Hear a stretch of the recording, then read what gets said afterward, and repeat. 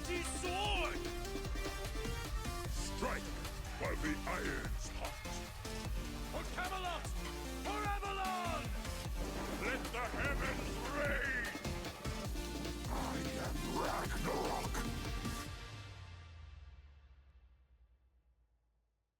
Hello, SMITE fans, and welcome back to another day of the SMITE Pro League for Phase 3, Week 2, Day 2, here in this lovely day in Alpharetta, Georgia. And all this brought to us by our good friends over at Prime Gaming. If you are not an Amazon Prime member already, go ahead and do that so you can get free music, movie shipping, and more on all the stuff you were probably already going to get. And then link that over to your Twitch account so you can get more free stuff like free new games, free content for the games you're already playing, and a free Twitch subscription to your favorite streamer out there. So make the most of your Prime Gaming membership. Thank you so much to Prime for being the title sponsor of Season 9 of the SPL. And speaking of the SPL, we can jump right into the schedule for today before we do anything else out there. Tartarus Titans, Valhalla Valkyries will be our headline matchup of the day. And then the Oni Warriors and the Jade Dragons. We will get to see if anybody can finally dethrone the Dragons on their 10-set streak, and then tune back in tomorrow on Sunday as we get into our triple header for another chance the team to strike at the Tartarus Titans, and then Camelot Kings and Warriors and the Olympus Bolts, Atlantis Leviathans. Take the order that I said, put them in reverse, and that's the actual beginning order, at least as far as everything is concerned for tomorrow. I'm J-Mac. I've got Gormizer joining me over on the desk as well. Didn't really get a chance to mention my guy out there because we had to jump into all the great action and the standings as well. As you can see, 2-0 for the Jade Dragons, Oni Warriors 1-0.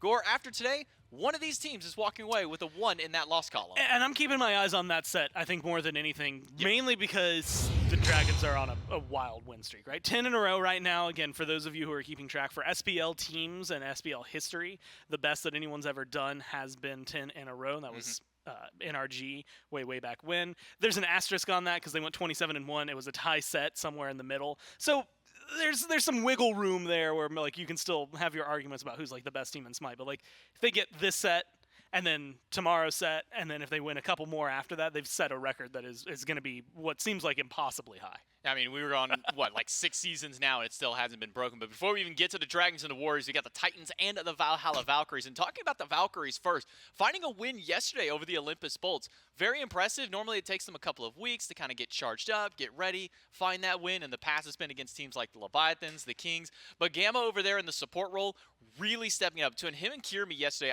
I really don't know which one I was more impressed by. That Atlas play in game number 1 is something to really be a threat now. Gamma has found a few gods in his role that he has really become an absolute menace on. Yeah, I think that Gamma has been, first off, an incredible step-up player from this. Again, and you know, we talked to it a little bit about with Hurry yesterday. I think just talking about this team in general, we harped on the duo lane for a lot of the beginning of the year because they would be fine in solo for the most part, right? Kirmi was rocking the jungle. Benny Q was having fine time in his lane. It was almost always a pressure point over in the duo lane, whether it was Wowie or Gamma or both in an individual game. Both of them have stepped up, right? I think Gamma has really evolved into that SPL level support, and there's still maybe some growth before you can put him on that list of like quote-unquote great supports that exist not just in the league but in history. But I do think that he has really stepped into this role and really has the right mentality to be able to focus down for his team, right? Has good rotations, has a excellent god pool for the current meta, and I think all of that is going to really play into the Valks, not just finding a 2-0 yesterday, but finding a lot more success this phase than the rest of the year. I mean, yeah, let's see, pilled out yesterday, as well as the Kabrakan that's been part of his pocket for such a long time. I mean, I feel like ever since he jumped into the SPL here for the side of the Valkyries, that Gamma has had this Kabrakan ready to go. But he's got to go up against Aurora on the opposite side, and that is not an easy matchup to face off against. So you remember that list of great supports currently in the league and across history? Aurora is definitely on that list, and he's on both of them, right? Just a phenomenal player, has always had a really good mind for the game, to the point where if there's something that you don't remember about like Season 3, Season 4, Aurora remembers it. He can probably tell you the balance patch that it was happening on too. It is so wild how much and how in-depth he thinks of this game and the way that he plays. Again, him and Cyclone have been duoing together for a long time, so I think this is going to be a really good example or maybe showcase for the Valks and how well their duo lane has come along, because you're going up against two guys that have been just so consistent together. And once again, we're in a meta, in my mind, that really fits Aurora's playstyle. Maybe it's not the gods you think of when you go back and think of aggressive Aurora, when you're thinking of the Hercules, you're thinking of the Fenrirs of Season 6, Season 5, things like that, but you're still seeing that style of play, right? setup, freezes, Kabrakens, stuns, in-your-face kind of style play, and I think Aurora plays that wonderfully. Yeah, Aurora's definitely been around the scene for a long time, whether it's the highly aggressive style of meta, maybe a little bit more of the passive style. He can play just about any opportunity that he needs to whenever it comes to that support role. Whatever god that you need Aurora to bring out, he will do so for the team. If you want him to run a Baron support for some reason, he'll do it. If you want him to go back to the Assassins, he's got that covered. The Warriors, the Guardians, this man has got just about anything that you need out there for a team that has just about anything available to them. I mean, Paul as well, very diverse in that role over there. And another person who is diverse is SOT. And we had a chance to sit by with him for a pregame interview.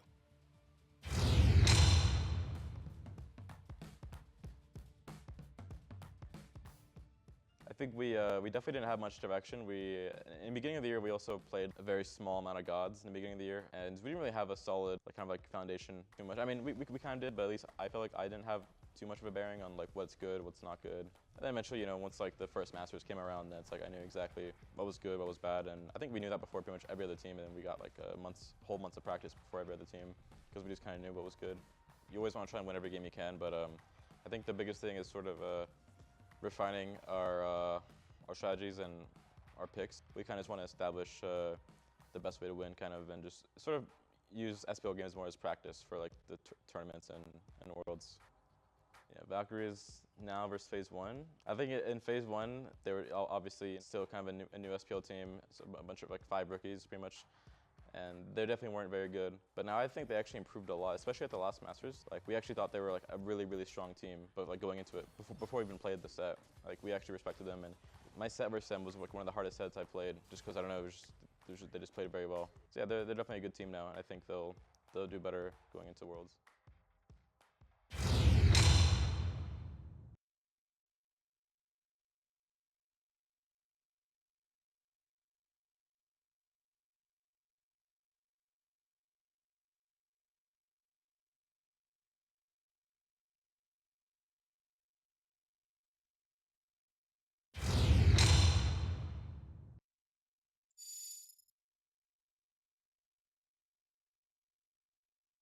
And they were winning for the first 20 minutes of the game against the Titans.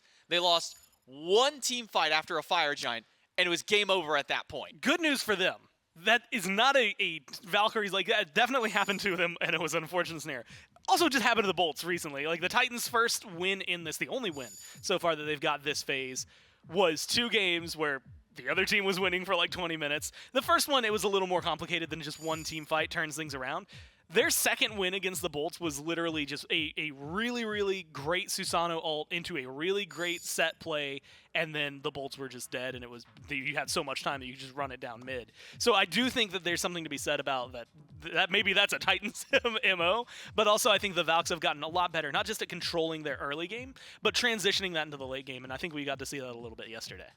Looking at the bans immediately, we talked a lot about Gamma in our pre-game segment there, kind of hyping up the level of step up that he has made so far this season in its entirety. And look at the gods that have been banned away, the 3 gods that Gamma has been very successful on this season. Kabrak, Ymir, and Atlas all taken away. Opposite side for the Valkyries will be Yamoja, Daji, and the Morgan. That leaves open the Guan Yu, which has been, for some teams, top priority pick and ban. Other teams, we haven't seen anybody kind of make any whispers towards it for a few of them. Yeah, looking back at it, just for specifically the King's Scarab set yesterday, completely ignored Guan Yu. Then you go to the last week or even the Bolts Valk set, and suddenly it was one of the most banned gods out of nowhere, right? And a lot of it is in conjunction with that Yamoja. He's got really good in-combat healing. He's got Prot Shred that then gives him prots. He's got good engage. He's got good disengage. A lot of it that just makes team fight for Guan Yu so easy, right? He could just kind of choose an engagement and then usually dictate, this is going to be the one we win, this is where we lose, this is how we retreat. And it's just safe enough, just healy enough that you can kind of throw anything around him, right? He's very plug and play, not draft dependent, and I think that really helps elevate him. Well, with the Guan Yu first pick, that gives up Terra and Set over to the Valkyries. And one thing that the Titans were doing, at least in week number 1, was running this triple assassin style of comp. Won't be seeing that here, obviously, now with Guan Yu, Artio, and Vulcan. But the Valkyries were starting to mirror that a little bit in their set yesterday against the Bolts. So they were running a double assassin at the very least there, specifically with Benny Q. He had the Naja one game, and I think it was the Set the next game right after that one. Now, Artio and Vulcan being for the Tartarus Titans means we got a good look at the frontliners for the Titans, and then at least for that mid lane pick, the Rise of Vulcan bringing back with that prevalency to hit his buff. And Hades being hovered is something that a lot of solo laners have been eyeing towards. Yeah, and I think that it was really interesting to watch yesterday specifically because Hades, like you said, has been picked up a ton. He's been doing very well. Pillar of Agony, you know, me and Aggro used to joke about it last year when it got picked up, but like now it's like legitimate to throw it out there, but really good prots that you get on that ability, plus the amount of damage and healing, again, he's capable of. Really helps balance him out, and I'm glad that I can cut the point off there because he doesn't get locked in. And it was going to be something about how the Valks found a matchup they liked against him, blah, blah, blah, blah, blah. We'll pocket that for later. Instead, it'll be Cerberus for the Valkyries, and with the Terra locked in, likely towards the support role over for Gamma, so still have quite a bit of lockdown between those two gods, decent bit of peel between them as well. I'm curious as to where this set will go. If it will go back towards Benny Q in the mid lane, if maybe Kirmi will grab that one for himself. That hasn't really screamed to me a Kirmi pick, though. He typically goes for things like the Lancelots, the Achilles, even if he wants to go for the Warrior jungle. Well, I think that's the glory of it, though, right? Because you have it so high up. If you're the Titans here, what do you try to ban? Are you going to be banning specifically mid laners? Are you going to go for junglers? Honestly, you probably start shooting at hunters at this point because you know for a fact that they still need something for WoWie, and you can limit that down a little bit. So I think the set gives just enough ambiguity. Terra and Cerberus technically have some ambiguity, although Cerberus has usually been solo side a little more often than not. Terra has definitely been a very big support pickup, and I think Gamma has had some really good highlights for it. I think this is just going to be fun to watch specifically where the Valks go with this draft, because right now what we've been seeing out of them, Double Assassin was the play yesterday, and Double Assassin has been a little bit of their focus. Having someone who can have really solid engage outside of maybe some of the ultimates that are already there would really be helpful for them just to make sure that the ball keeps rolling. They can maybe try to find some of those fights. What was it? Benny Q played Naja mid, and is technically undefeated on Naja mid, so there's a realm of possibility that if that goes through, it's something he could still lean towards and then throw the set into the jungle. Possibly so, but with the bans rolling through, a Muzenkob ban, and typically you think, okay, well that's a mid lane ban, and there's a Vulcan over there, but I forgot the fact that Cyclone played a Vulcan ADC last week as well, so there's some ambiguity with that pick alone just with this team. And then in a Wheelish, she gets taken out as well. Another good one, probably just a ban because there's a Vulcan. Such an easy knock-up target with that meatball, with that Magma Bomb available to him. The opposite side, Ratatosker and Lancelot taken away. 2 picks targeted directly over at Kirmi. Yeah, kind of following the same train of thought you were on, right? That this set is more than likely, doesn't feel like a Kirmi god, feels like a Benny god, and so get rid of some other things that Ratatosker, relatively fast on in terms of engagement, right? Good ultimate for that. Same thing for the Lancelot. Slow Kirmi down and what he can do. I think they almost, I want to say like pseudo-shoot themselves in the foot by getting rid of the Wheelish as well, but like you said, that's a very good pick for layers. It's a good synergistic pick for their team. And so it makes sense to try and get rid of that one. Limit those options for the Titans here. Well, Medusa, a winning god for WoWie yesterday. 405-306 was the slash lineup. Yeah. So went Undying on this god in his setup against the Bolts. And WoWie going Undying, first off, that's been a while since we've had WoWie go not just one game, but 2 games in a row where he hasn't had a single death. Yeah. But up against a team like the Bolts. Now, we know that the Bolts have had a recent roster change, bringing Basket in. But that's maybe not still looking Barra hard to and scruff, Jake but on the other side. that is still Barracuda, Jake, and even Lasbro when you throw how much that Lasbro likes to go over to the duo. So a new look for WoWie over in this duo lane with this Medusa. Interested to see how I'll perform on it today. Yeah, I'm actually really excited for this one because we saw the pressure shift to duo lane with the introduction of Interceptor way back when it was around the pillars. And then now that it's back, but just as a camp, lane pressure really becomes a huge deal. And it's one of the first times that it feels like the lane pressure almost outweighs whether or not you can function incredibly well late game. Like a hyper late game carry isn't going to get picked up because they're just going to lose the lane. And so in moments like this, I see this Medusa helps alleviate some of the pressure you lose for the first few levels of Terra, really gives you some of that pressure back, maybe enables you for an invade if you really want for the Terra, but also gives you some control over that Scepter, either keeping the lane at best neutral, but at most in your favor so that you can get a little bit more going on the left-hand side of the map. And that's what's enabled the Valkyries a lot, right? Get the left side comfortable. Gamma and WoWie don't really need attention from Kirmi. Kirmi can then focus on Aqua and on Benny, get them really fed, and then the team essentially gets carried into those late-game team fights at a lead. Susano and Cupid. Cupid, not really much of a surprising pick, but Susano seeming to find his way kind of back into the meta right now with the buff that came to all the maces. We've been seeing a lot of those items picked up along with Transcendence. And then for layers, it does feel like it's a perfect pickup for layers. But I'm maybe more surprised the fact that we get all the way down this draft and Naja was still left open. Will be locked in, but between Set and Naja, I don't know which one's going Well, to Benny now. This is where I want to talk about Valkyries, previously Winter Dogs, like their strategy in picks and bans. And the way they always approached it, at least in the SEC, and then carry that into the SBL. 10th pick Benny. Benny Q was always their last pick. So if I had to go just on that history, I'm thinking it's Naja mid. Now, if I'm looking at this squad, I prefer Set in the middle and prefer the Naja in the jungle. I think that we've seen more Set out of Binniq than we've really gotten to see out of Kirmi, so that one is just also historically for me something I think I'd like to see. But really either or, right? I think they both have their merits, both have their faults, depending on where you're going with it. Set, I think, has a little bit better clear, but Benny had a pretty successful lane yesterday. Might be wanting to test it out again to see how this Naja is going to work there. And it still opens you for the same kind of duo in mid, right? If you're having the 2v2, your jungler's spending a lot of time over there anyway to soak up farm, it's going to be cool. We still got our Sash, we've still got a guy with Skewer, we've got a lot of damage that we can throw down into one area. And it's a lot of kill potential that they're going to have between the two of them. The downside is that since it's a Vulcan, with the recent change to backfire, he can at least get himself a little further away, a little more consistently.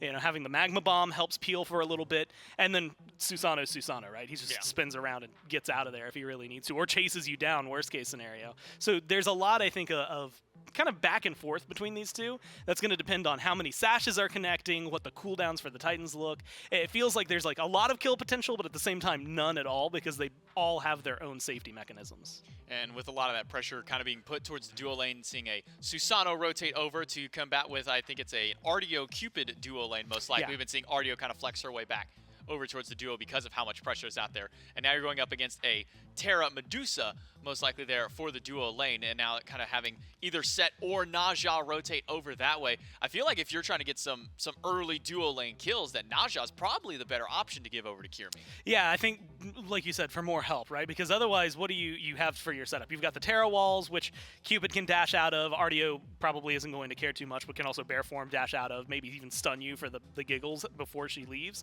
So I think there's a lot of safety over there. A Sash controls some of that, or has the follow-up, right? Plus the Windfire wheels, plus a blink, if you factor that in there. I very much like the idea of the Naja in the jungle. That might just be because there's been so much great Naja jungle over SMITE history that it just blends together for me and seems to be great. I'm really going to look over towards the Titans, though, because you had mentioned the Susano pick specifically being something that we haven't seen too often. Right. And I still, absolutely, that's just true, right? Blanket statement. Panatom's played it a couple of times throughout this year. Usually looks pretty good there. Layers will play it a few times throughout this year. I think Pagon played it mid quite a bit in phase one. He did. So there was a lot of stuff that they were willing to kind of just throw around and let this guy figure out where his role was going to be. But I don't need any of that, because all I have to think is there was one play last week, and that one play where it was like a 4-man knockup that Layers had, that justifies any Susano pick for him, for me, for the rest of the phase. He bought it at the very beginning, and he's got a full pass. So he could, if he feeds his brains out, obviously, then maybe that changes a little bit. But no, it was just such a good ult. And again, the capability of chasing people down. If you're looking at Medusa, you've got a straight line dash. That's only going to get you so far.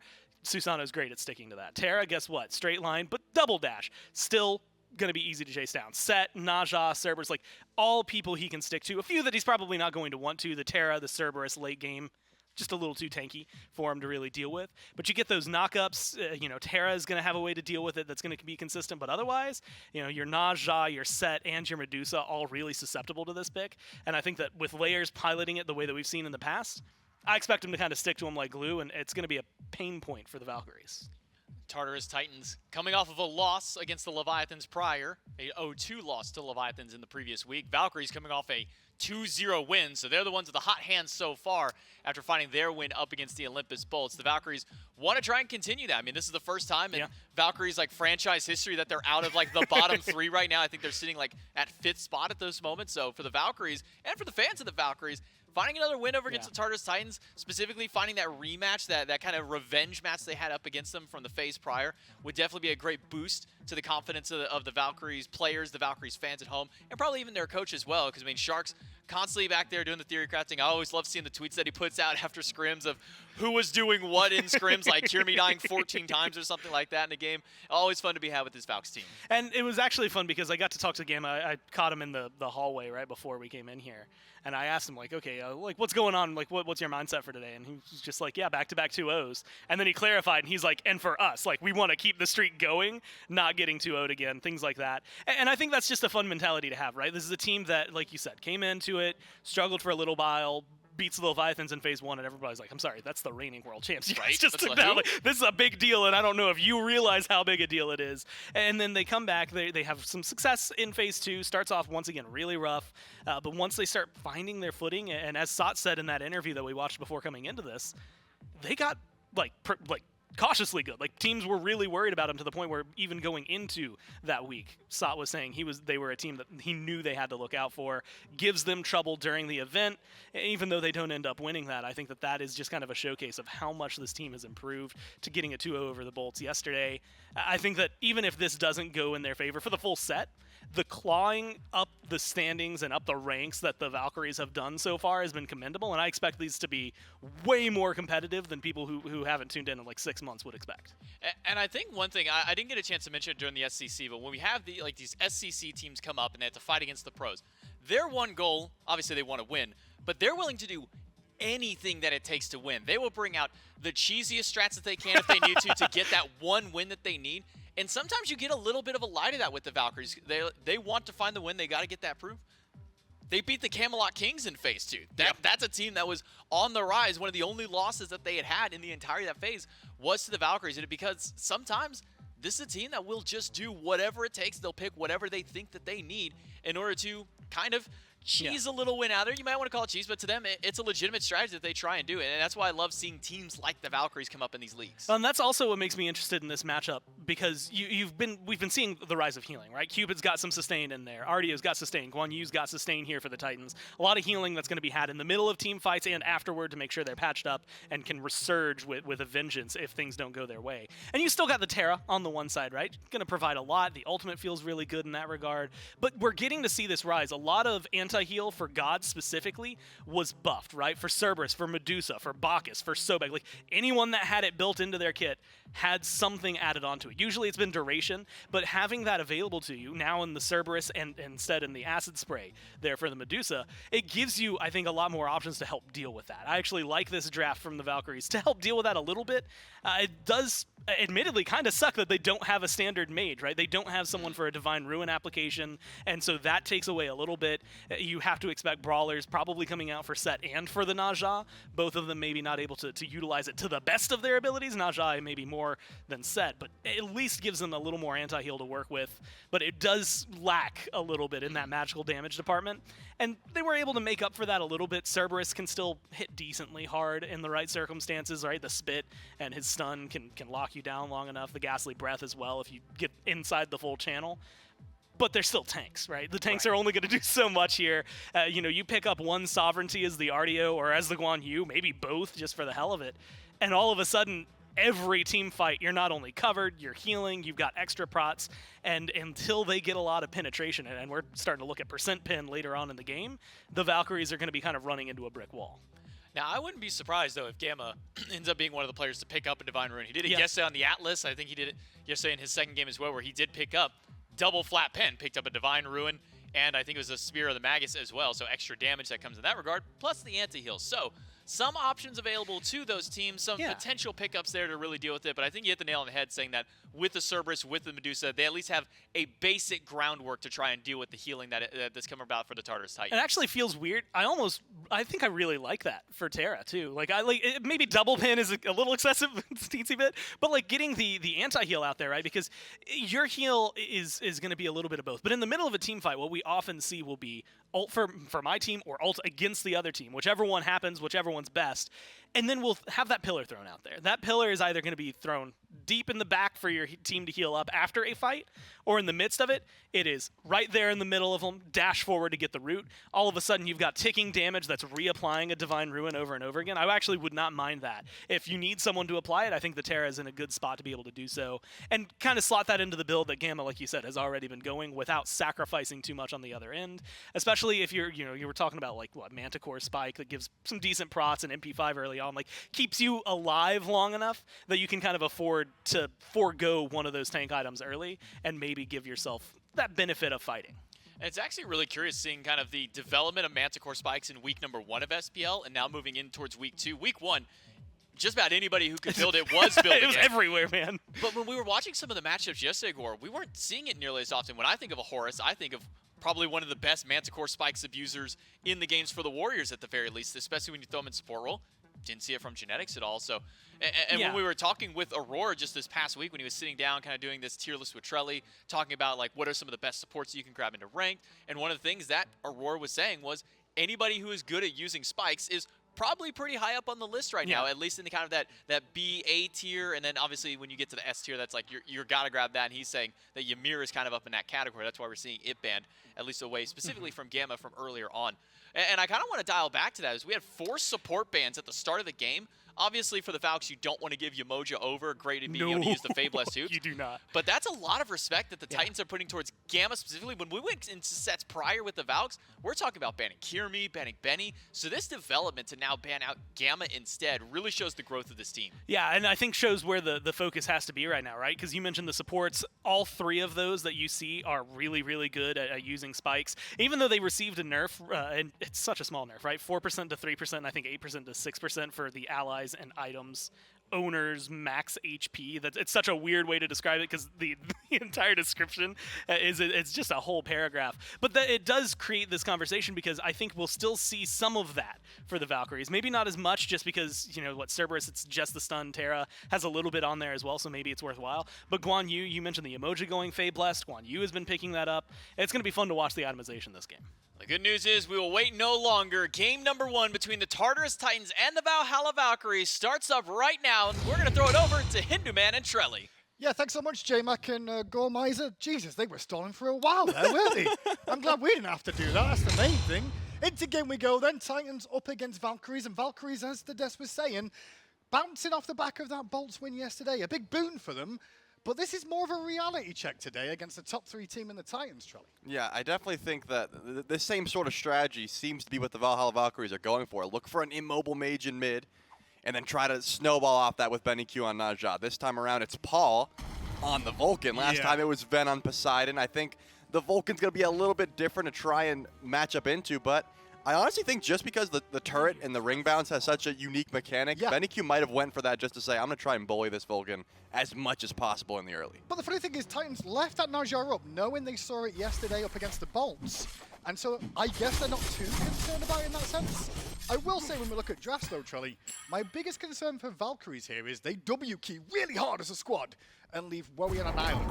And when you look at the squad Titans have put together here, Vulcan is great into a W key comp because he can just drop his ult on everybody at the same time. Gives me a little bit of a concern, that. Yeah, and if you don't win that immediate dive, there's a lot of sustain on the side of the Tartarus Titans as well. I mean, the healing is going to be coming through from Aurora, SOT, Cyclone Spin's going to have the hearts as well, so if you're not winning that initial dive, the battle of attrition is going to go over to the Tartarus Titans until a bunch of anti-heal is built. Thus far, no Kerstong picked up anything like that yet.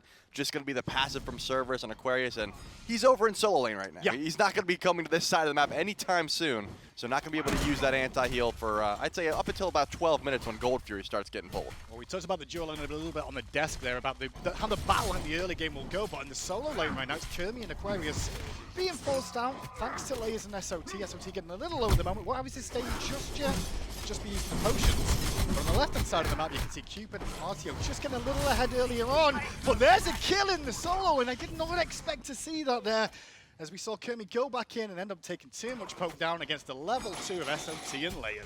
I mean, that's a situation where you got to be pre-beats in that. You had to know that Layers took the pull at level 2.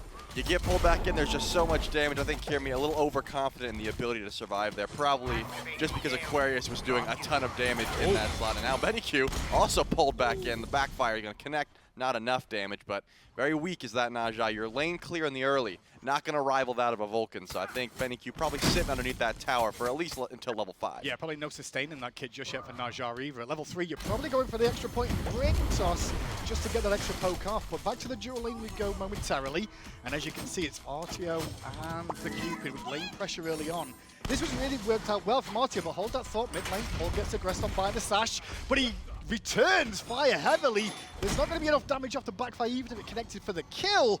And Benny Q will survive for now. Yeah, this is one of those situations where you're trying to get the beads down, because if you can just land that sash and Paul gets scared for some reason, the beads are down, level 5, you're finally killed. Paul has been playing this game for quite some time. He's not panic beadsing. There's no way he's beadsing a sash from a 20% HP Naja anytime soon, and you're just going to be eating a ton of poke in that situation. So BennyQ went for the red buff for a second, realized, hey, I'm too weak, and Paul's probably going to walk over and steal this. Gonna just lose a little bit of farm to the tower at this point. Those last hits not going to be coming through, and I imagine Paul hits level 5 well before this Naja even can. Well, you can see Layers now in the jungle, picked up his speed buff alongside Kermi for the Valkyries too, but Layers has tier 2 of the mace now, so a little bit further along in the build just because of that first blood that went his way, putting Kermi on the back foot now. Where do you want to see these junglers transition to, Trelly? Should it be pressure around mid with these two characters? I mean, it's going to be difficult for Kermi to get aggressive in the mid lane just because, Kingslayer takes a while to spawn up those set clones, and the lane is so small. You're going to get under that tower, and the dive is immediately shut down. However, in duo lane, there's not too much peel. I mean, if Cyclone drops ult, you're just going to be slow immune. You don't even care about Fields of Love. You'll just run right through it. But if you've looked, the Tartarus Titans haven't been too far up in this lane as of recent. Gamma is positioning, trying to catch Cyclone out. So, again, sitting at this tower line, it's not going to be easy for Kermi, but Layers, he's always going to have a good target whenever he can pull in. Well, you talk about Kermi going towards duo lane, and that's exactly what he's doing now. He's positioned on the left-hand side of the map, but it doesn't look like there's going to be a gank opportunity available for him, so will fall back. But this is kind of where the lane should start to go in Valkyrie's favor in the duo lane now. Medusa, alongside Terra, with a couple of levels under the belt, will have better wave clear than that of the Cupid and the Artia. Yeah, especially when a level 5 ticks around Aurora, not going to really get this big power spike, whereas the Valks are going to get 2 ultimates that are very potent, especially in lane. If you take a look at the consumable spot, Aurora and Gamma are both holding on to that hog. They want to make sure they can confirm their buff just in case an invade comes through. But because the Interceptor is on this side of the map, I wouldn't be surprised if the hog got used just to make sure Aurora gets that extra pressure. Is walled off here, could be in some trouble. Nice work from Gamma, actually, just to sort of wait for the stun to come through from Aurora. The Cupid Fields of Love came through, but it didn't connect with Aurora, so he will escape. And ultimate consumed by Wowie at the same time as ultimate used by Gamma too. Aurora and Cyclone survive.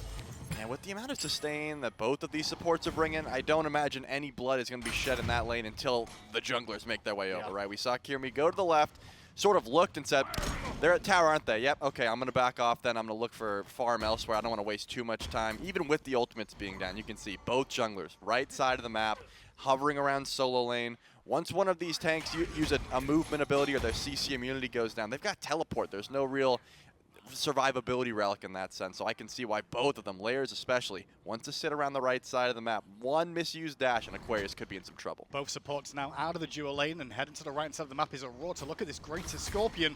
Alongside the pressure that Layers and SOT have found in the jungle, Gamma will turn up. A little bit too late to really make an impact there, but will show some presence.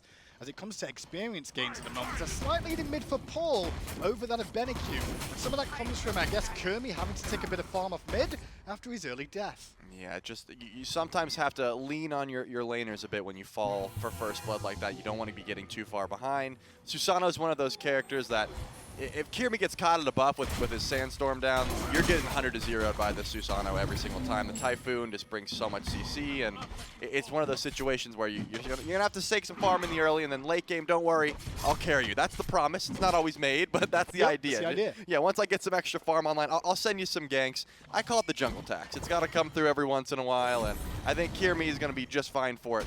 Once he does get some extra itemization online, prioritize that Brawlers, though, so already trying to deal with some of that sustain that Tartarus Titans have. And it's pretty hidden as well. I mean, you've got Guan Yu obviously with the sustain there, but wait a second, BennyQ in mid lane going to get rooted. Misses the sash on Layers, and Layers combines on in. Has to use the ultimate defensively hit Benny, but Layers had the jet stream for the kill. Now Aurora a little bit overextended, and so is Layers, and Kermi will clean up an aisle, well, speed buff I should say, as BennyQ falls. Layers in trade. Is that good for the Titans though, Trelly? Do you like that idea of losing Layers' life at that stage?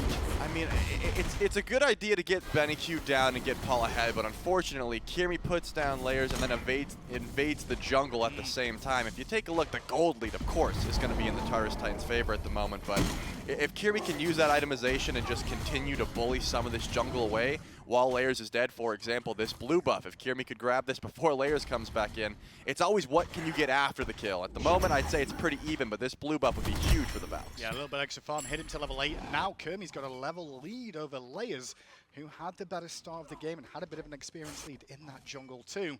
Now we keep an eye on Layers, though, heading to the left-hand side of the map. We'll meet up with Gamma around the Gold Fury area. But there's nothing really available for him to take. So instead, he'll keep on picking up some free jump.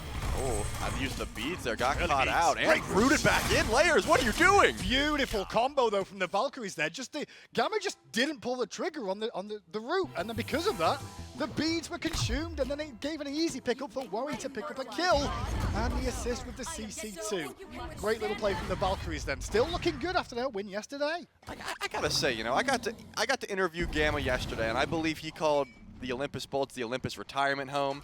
Then we see him kill. Then we see him kill Layers, throw out some spam taunts in the process. I think he's getting a little bit of ego. 1-2-0, and the support for the Valks are they're ready. When you're winning, you can talk as much trash as you want. Look at the Dragons. When they're winning, they talk a lot of trash. That's true. When they're losing, there's issues with the balance, boys.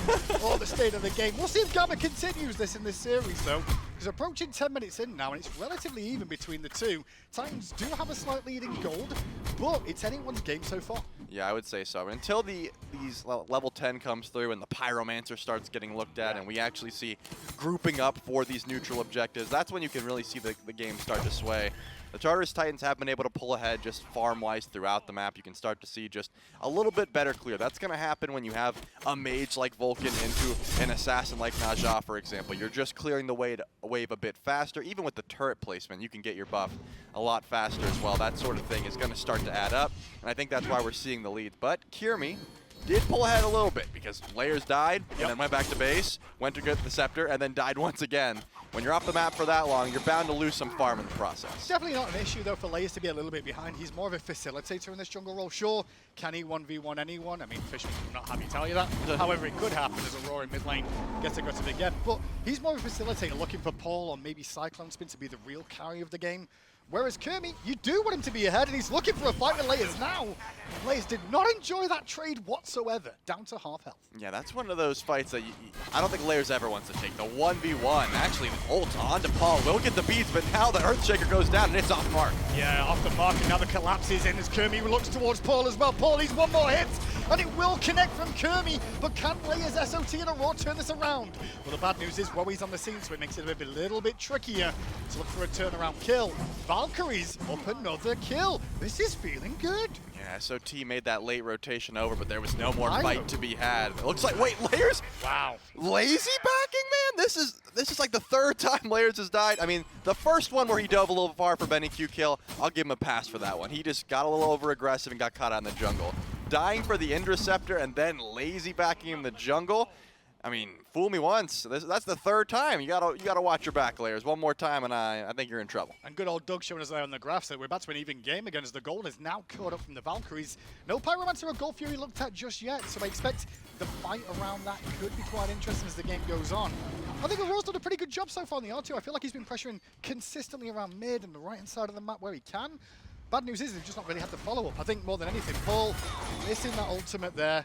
Nice sidestep from Benny-Q really opened that window for the turnaround play. Yeah, and I think the big win there was getting Paul's beads down. The Windfire wheels for the beads, and now this Vulcan is vulnerable for at least a bit longer. There won't be any Aegis to be had until level 12, and even then, sometimes Paul just takes shell when up against so many auto-attackers like this. Kirmi, however, was looking for a gank on the Cyclone. The dash will be all it takes to make sure that gank's off. Yeah, you can keep it on the stacking items as well. Mid lane Transcendence being worked on by Benny-Q, nearly finished. A couple more stacks left there. And also the Warlock staff for Paul. He'll be a little bit healthier because of that as time goes on. And we'll see if that can keep him alive a little bit longer. Obviously, more importantly for Paul, in my opinion, is probably the Shell or the Aegis for mid lane. Oh, yeah. Just to give him a little bit more sustaining survivability of the burst composition.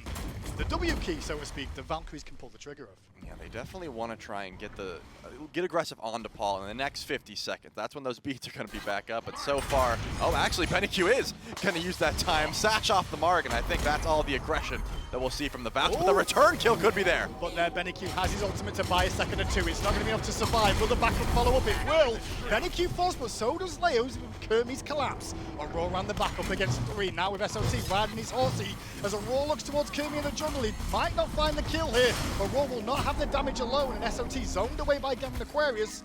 Paul unavailable to get involved in the action with his range there. And another 1-for-1 exchange. Benny-Q for Layers. Layers is going to be the one dying most of the time, it feels like, for Titans, and I don't think they're too upset about it. Yeah, I was going to say, the first couple deaths for Layers, that's rough, but in this situation, you're taking Benny Q out, Layers has been dying at this point, and now the Tartarus Titans are going to start the pull onto Pyromancer. Gamma, really the only one here in time to try and go for the steal. Gamma, what can he do on his own? Not a lot. As a raw stuns him out before he can even collapse the walls there. And that's the difference, I feel, with the Valkyries and the Titans so far. Titans, we have a bit of a scrappy mid lane, but Titans get an objective after the fact.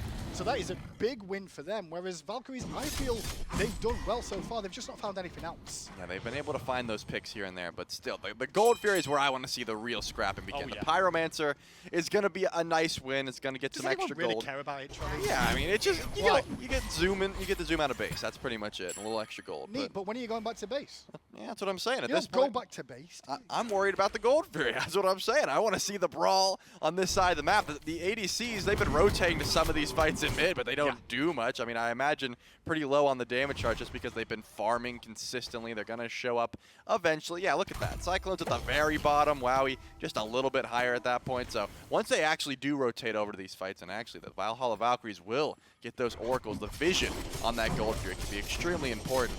But in a situation like this, when Paul has one of the best confirms, I mean, definitely the best confirm on the map, but one of the best confirms in the game, I don't imagine the Valks will go for any sneaky gold pulls anytime soon, as long as Paul's on the map. Yeah, puts a bit of pressure on Valk, so to get this Gold Fury by losing that Pyro, they'll be thinking that in the back of their head.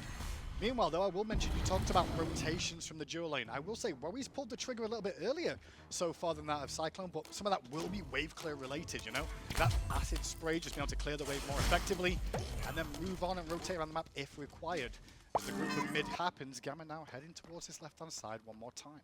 Yeah, and Gamma is going to be trying to catch out Cyclone at this point, but it's always been gang attempt, Cyclone dashes away, the gank's over. There's really no relics being used, but Cyclone's getting aggressive. Gamma just used everything, does have his ultimate available and may need it now that Aurora's on the way, but so is Paul and Layers. Gamma's under pressure, gets pulled, but it's not enough to get him back. Gamma will escape for now, but Layers chases down with a tornado for the kill. A lovely pick from Titans off the back of Gamma's aggressive rotation. Yeah, Gamma was looking for the pick, and now SOT makes the rotation over. Take a look at where Aquarius is, nowhere to be found, and Earthshaker is on the map. This Gold Fury's burning fast. Kermie's round the back. Can Kermie get into the Gold Fury pit in time? The answer is no. Gold Fury already dead. Pressure relieved, and BennyQ forced out of mid lane. BennyQ now going to be swamped on by the whole squad of Titans and have to use his ult defensively. Meanwhile, two members of the Valks are still around this red buff area. Kermie looking for a play, and instead has to just disengage, as does Aquarius, who's being run down by SOT. Yeah, not too much damage there. Does get the Stygian Torment out just for some CC immunity, but the Titans, despite the fact they just got a relatively free gold, we're still looking for a little bit more aggression. About 2K in their favor at the moment, and there's no more neutral objectives to fight over. If you take a look at the ADC builds, neither of them are able to shred through a Fire Giant at this point in the game. There's just going to be, it's time to sit back and collect some farm up until, I guess, next Pyromancer. I don't think more rotations from the solo lane are going to be coming up until those objectives spawn back in. I mean, let's be honest, if you're Cyclone or Warrior in this game, you are hitting attack 90% of the time. Oh, yeah. And so having the chins and the transcendence makes a lot of sense for me. Not looking for that burst of damage objectives for the time being. But Valkyries, they make a mistake with Gamma going in there. There was never going to be a kill on Cupid. He was on his own. Wowie was nearby. They was never going to find a kill. Maybe trying to find a beads. And it ended up costing him a Gold Fury there.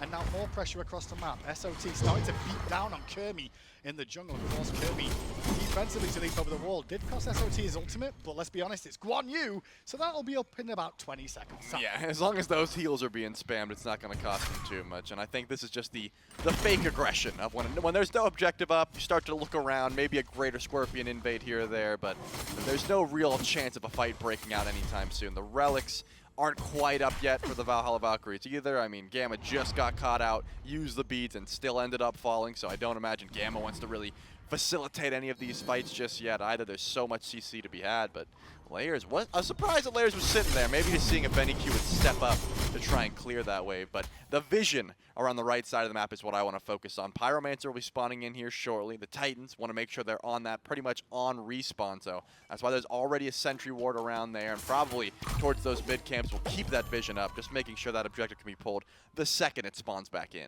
Well, both supports now level 12 and have got their secondary relic online. Will be the cursed on for both of these two players as well, which means this sustaining team fight, Charlie, kind of turns its head all of a sudden. and causes you to take more damage. Terra's going to be susceptible to that, so is SOT.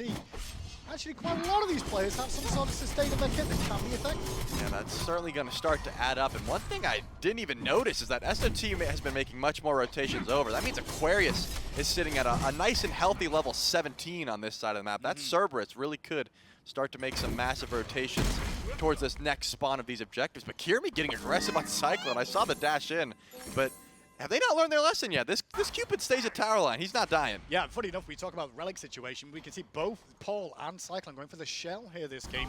That will help him out a lot with how this game goes and the fact there's a lot of auto-attack based characters that the Valkyries have. I mean, that's the situation. Whenever I see Najah locked in, the conversation is always, what's the big burst at the end of the ultimate?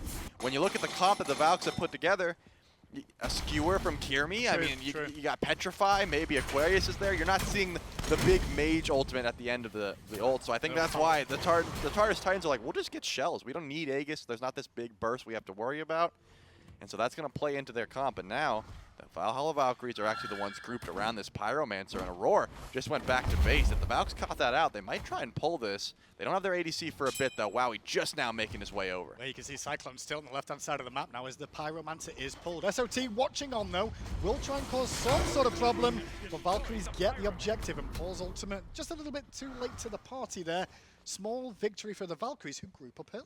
Yeah, they were there on point, and again, I'm surprised Aurora dashed right away, but Cyclone does get the beads down and now dashes out. And has used his ult defensively, but Gamma still giving chase. On the backside, layers zoning away BennyQ and Kirmi. Gamma now up against 4 as Wowie, BennyQ and Kirmi watch on. Solo's out of the frame. Gamma just too far forward. No backup in sight as his team is split apart. Aquarius and SOT uninvolved as a play and an attack onto Cyclone, who was overextended there, comes back to haunt them. Yeah, now this tier 1 tower is going to be looked at. Aurora blinking forward just to create some space, but a massive ult from Aquarius just going to grab beads. It doesn't find anyone. Massage onto Aurora, but BennyQ eats the heart bomb, and now SOT going to give chase on top of that. The horse is causing enough problems for SOT to get a kill, but Kirmi will at least get one, make that 2 before SOT and Paul combine to bring him down. 3 for 2, but pressure in mid lane means this tier 1 will fall. And a small win for the Titans. Yeah, the Titans are able to get a lot of farm in the meantime, though.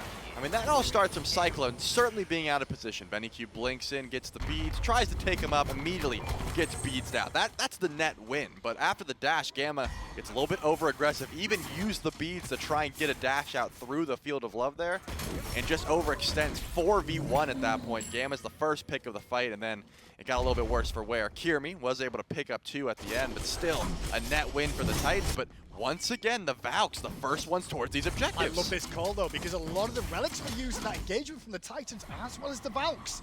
But can they defend this, the Titans here? Primal Fury looking towards Valkyries. Aquarius on his own duty, and Leia's the only one around here, has his ultimate available, and it will be a big play to make this happen.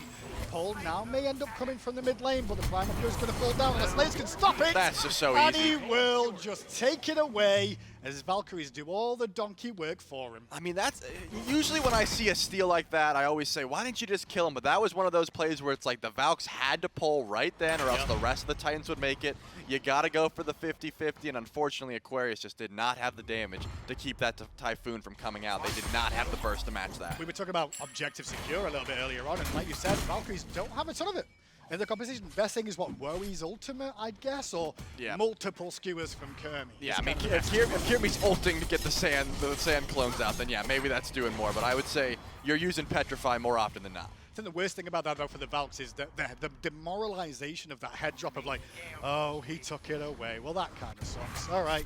Back to losing the game, I guess. Yeah, one of those plays that would have been great if it went in your favor, but once it goes down and you did all that work, okay, guys, we'll fight for fire next time. That's got to be the mindset. Short memory when you make a call like that, and it looks like the Valks are still actually getting aggressive towards this Fire Giant, grouped as 4.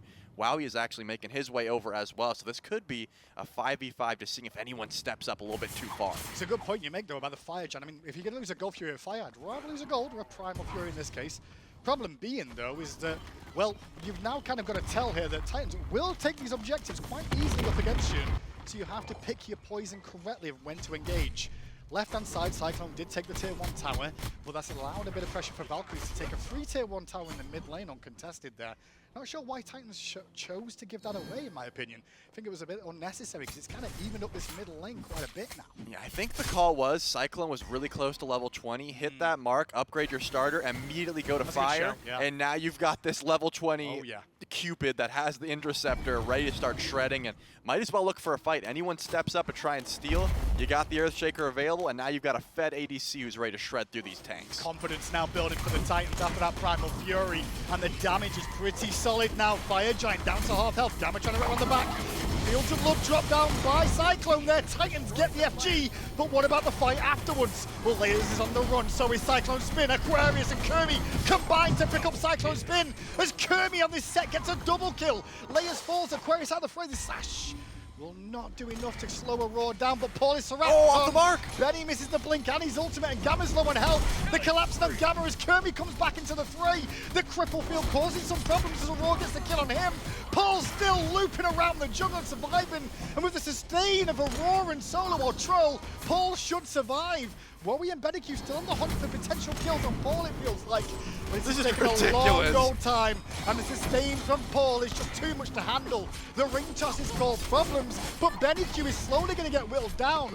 Notice, by the way, that Worry went, peace! I'm out of here! This is over! But if you guys want to keep on fighting, I'll watch it from base as I go and buy items. Aquarius getting completely surrounded now, and the chase might be on for the kill. It's not even worthwhile. From downtown, Paul fires, and from downtown, Paul connects. 11-9. FG on 3 numbers, the Titans.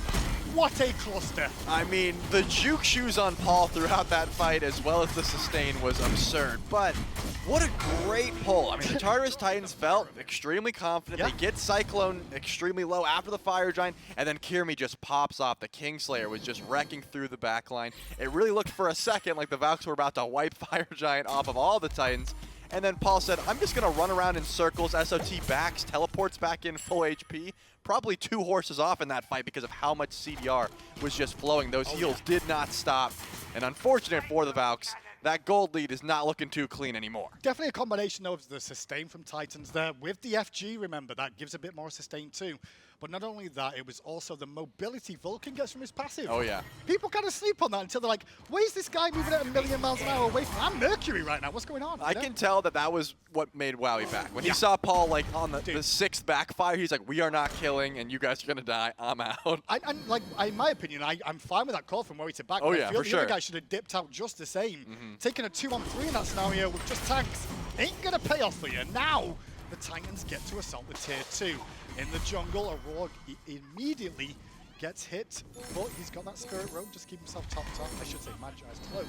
But yeah, he's going to be up fine with that, just eating one of those CCs. And Titans just waiting for the right opportunity. Yeah, I love this play because you know Benny Q has that beads timer in his head. He whiffed the ult on a Paul, the reason the fight went so bad. Now, Paul's got beads in about 15 seconds. Vulcan's not going to step up to that tower line until those beads are active. And that's why we see Benny Q hunting in the jungle. Looked for a Roar, found him, but he wasn't looking for a Roar. He wanted to see Vulcan. He wanted Paul to be up in the sky there. Well, what can Kermie do? Because he seems to be the focal point from the Valkyries here in terms of the carry position. 7, 3, and 0. And Bedeque in the mid lane on this Najah has been a facilitator, but very, very focused out in this game. And I think that's one of the reasons why the Titans left this Najah pick up. They saw it yesterday. We were like, hey, do you really want to leave that up with how he's playing it?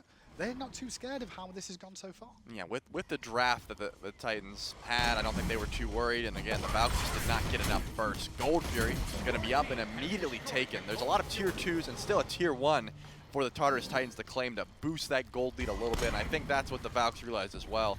We can defend Phoenix. We can really set up our defense there, but the gold lead is so egregious at this point. I don't see a reason to defend these tier 2 towers more than a soft defense. We're not going to waste any ultimates. We're not going to waste any relics, but we'll stand here and clear the wave and see if that scares you off. That's really the best that the Valks can put up at this point. And the clear goal from Valks is, we talked about their composition and kind of his W key all in commit. If they want to make a play like that, they can, but they're against the FG buff on 3 and 2. Aurora and Layers combining against Kermie, forcing him out. They know he's a danger man, and Layers fully committed to bring down Kermie, but now he's a little bit out of position. Gamma and Bedeque on the rotation in, looking towards Layers. Layers dropped help by dropping very quickly. Wow. The beads didn't get him away in time. Vulcan, though, into the play, and half health's Bedeque, who has to ult away defensively. All the while, while. The tier 2 in mid falls down. Cyclone spin. Now heading for that mid lane Phoenix, and the rest of the Titans should join him. Yeah, Cyclone did not make a rotation over. I like Used that the zone. ult just to Yeah. zone at this point. He wants that tower. Good catch by from WoW. He catches SOT, but not burning down too fast as a roar. Oh, he's taking a ton of damage. The Stygian Torment will keep him in range for the tower to get the Phoenix to get the kill. Cyclone stuck around looking for the basics, and Wowie ends up getting credit. Mistakes were made from the Titans here. It's not doom and gloom, or is it? How long on the FG? 15 seconds on FG, Trelly. Valks could be back in this game. Yeah, SOT is going to have to run for his life. Might even grab the tier 1 tower in the shouldn't chase this, process. though. But yeah, I think you're just staggering death timers if the Valhalla Valkyries do get this kill. It would be massive, and they could go for the pull immediately on that FG Fire now, Giant. yeah. Take a look at where Paul is, though. Hasn't backed, isn't full HP, just going for his red buff, trying to set up. And it looks like because of how split the Valks are, they can't even go for the pull right I don't away. know, they should, Aquarius yeah. is going to be able to jump over there, and they're going to start immediately. All right, SOT has his teleport available on the Guan Yu. Where's the ward in the jungle is the question. I don't really see one, is my concern. Looks like he's going to tower. I mean, it's his only real option. But Oh, he he's went back- to speed the backup, bump. Can he get there in time is the question. He's going to try and run in. FG getting lower. Valk's trying to stagger it for Gamma, maybe. They will get the FG before SOT shows up. Paul, though, meanwhile, dealing with BennyQ. And BennyQ knows Paul's got no beads. And Paul's got no life. SOT now surrounded by 4. Has the support of Layers, who will trade out with BennyQ at least. But now Layers is just fully committed. Giving a kill to Kermi. 3 members of Valks now with the FG. And more importantly, it's on Kermi and Wowie. Yeah, Jeremy has been absolutely popping up in the re-engage this fight. Not going to be the first one in, but if he is coming in after your dash is down, after your relics are down, going to be looking real solid for the Valks. Now it's time for them to start building this gold back up, start grabbing the first tier 2 tower of the game for them, and start closing up this, what was an 11k gold deficit, now looking about 7, and once these other towers go down, could be down to 6 and almost 5. But you still have some grouping to do. I don't think a Phoenix, that's wishful thinking at this point. Go for those towers first. Even though And you got to spend that gold also. Just getting it does not go your lead any further. You're not going to be using that gold until you actually back and start to buy. So I like this idea from the Valks. Let's not fight. Let's get as many towers down as we can before Layers and Paul spawn back in. Let's play this safe. We have not been in the lead this game up until this point, so let's play it as slow as possible. bit of a mental lapse though from Titans that middle Phoenix. Oh yeah. Obviously, I think the engagement, the use of Fields of Love for zoning was good, but they all hung around too long, trying to go for kills and the Phoenix at the same time. Pick one or the other. If you want to go for kills, you get the Phoenix afterwards. You want the Phoenix? Get out of dodge straight after. In the end, Cyclone ends up dying, and that just turned it straight away into a game of chase for Valkyries that turns into a Fire Giant. Yeah, it looked to me like Cyclone was 100% zoned in on hitting the Phoenix. Didn't care about anything. Used the ult to zone and said, "Keep them off me. I'm gonna be the tower shredder. You know, I want this bird down." And then SOT and Aurora were looking for kills. Good wall by Gamma to catch out Aurora, and immediately, instead of Cyclone turning towards those tanks, was like, "I'm gonna keep hitting the Phoenix, guys. Good luck." Didn't go down, and now it's time for the Valks to use that Fire Giant to their advantage. While that's happening, though, the Tartarus Titans did send out a Trebuchet. They're going to grab some gold on What's the right better, side. 3 members with an FG or a Trebuchet and your squad on the other side?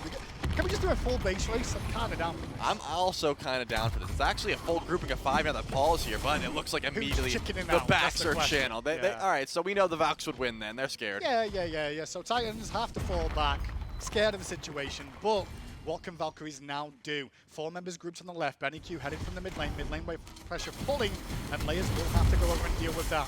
Meatball from Paul, zones him away, ultimate use, and everyone disengages from Valks. Small win for the Valks there, because that ultimate will be on cooldown for this next engagement with minions. Yeah, it seems to me like the Titans are trying to stall out 1 minute and 13 seconds. They have that timer in their head, and that's when the Valks will lose that Fire Giant buff. If they can't get that Phoenix before then, they're going to have to stop the siege. But because the Valks want to still go for this, they have all their ultimates ready. They're going to have another chance to try and go for this left side bird. Keep an eye on Aquarius here, looking for the backline. If he can find that Stygian Torment and get some beads, it'll help out BennyQ on the Naja. Meatball connects with Aquarius, but sustain from Gamma will top them back up. The dance continues on left-hand side here. No pressure in mid lane at the moment. Kermi not able to push that wave in just yet. Kermi, more importantly, trying to stop this avenue between this left-hand Phoenix and middle Phoenix from Titans rotating through. A lot of wall coverage there too, but Leia's still going to walk on up as Wowie and Aurora battle on this left-hand side. SOT runs on and Kermi goes in. Kermi goes in, but not much damage. Already the Earthshaker's back up, and big ult from Aquarius. Messy fight between the two. SOT dashes in and dashes out. And BennyQ, who was trying to get the Phoenix there and keep the pressure rolling, has to fall away with his ultimate.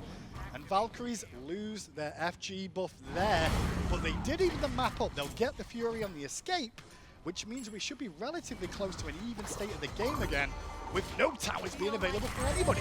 Yeah, and I think, the Trebuchet was able to grab that tier 2 and right while that stall was happening as well. So waves heavily pushed up, at least on the right side of the map. But this is going to be a full 5v5 regroup at EFG. Paul did just beads at the end of that fight, though, so I imagine BennyQ has that blink timer ready and is just seeing, hey, if I can take this Vulcan up, this would be absolutely massive. That's the best steal potential they have. If we get this Vulcan dead, EFG could be ours, and that could really seal up the game. Once you get rid of those backdoor protections, those Phoenixes fall just so much easier, and that's got to be on the mind of the Valks. And like I said, that beats timer's got to be glued into their head. If Paul steps up, could be in some trouble. But now we're seeing both teams as a 5v5 unit, not letting anyone push up too far without the rest of the team walking towards this EFG that's going to touch down in about 15 seconds with 3 sentry wards in tow for both squads. What a wild situation, though. I mean, I don't cast that much too often anymore, Trelly, but start of the year, if you would have told me Valkyries and Titans in Phase 3, Valkyries are hanging on in with the Titans, especially after Titans get to the finals of Worlds. I'd have been surprised, if I'm honest, but now it's anyone's game. The biggest issue, though, for the Valkyries this game, Trelly, now is going to be objective secure. But will they even need it if they find layers? Oh my goodness, where did BennyQ go? Call his mum! He needs help! Layers is also going to now fall to Kermi. There's a Robo trying to zone away Kermi in the midst of the jungle, though.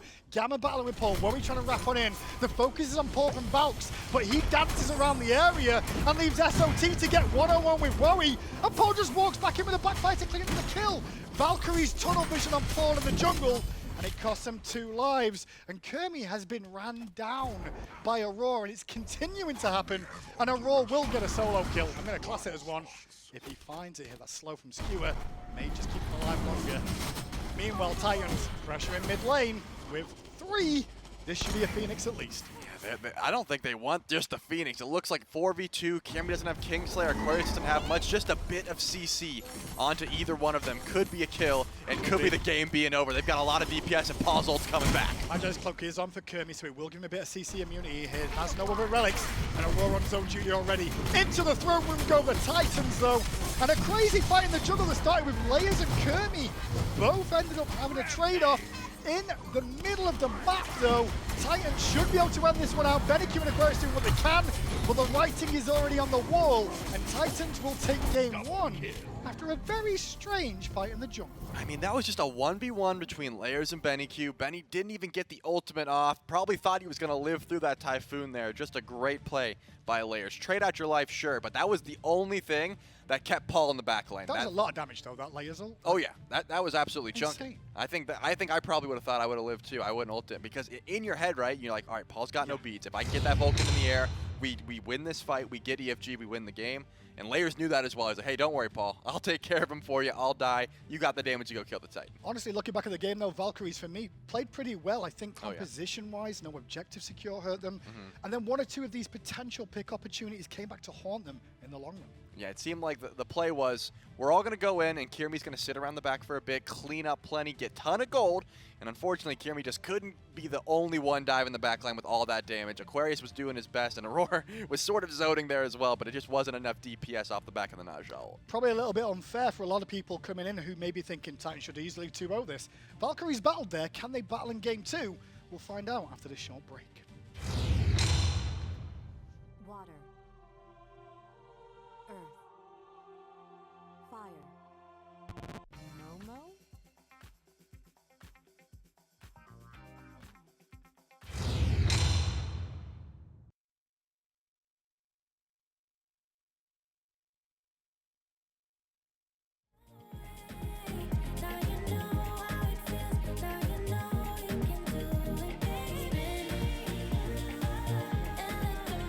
Big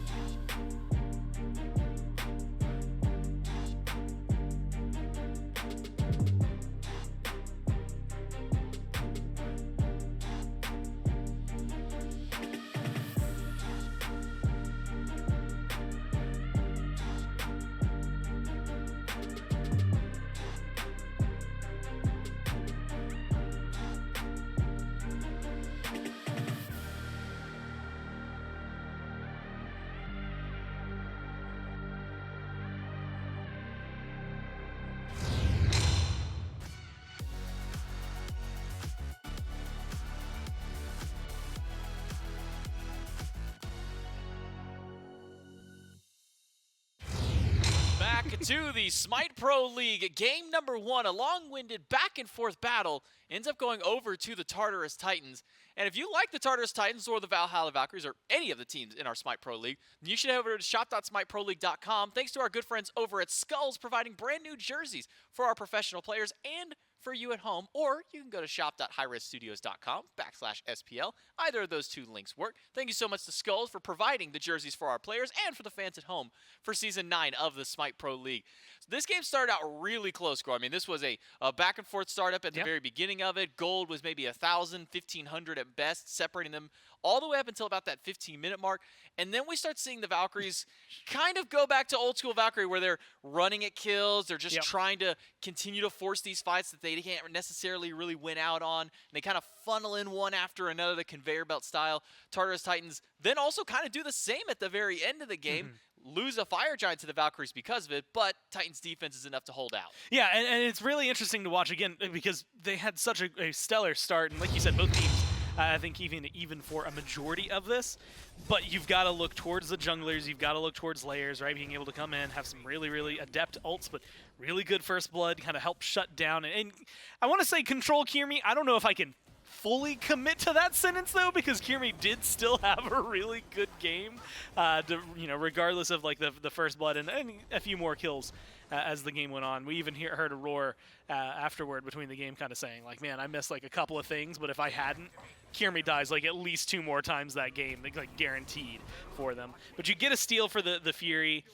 You have a couple of slip-ups that don't go your way, but I think that for the most part, this team really ended up coming in and kind of showcasing what this lineup can do because of what you said, right? The Valkyries have a draft that wants to play aggressive. You got 2 assassins plus a hunter, 2 tanks to lead you in.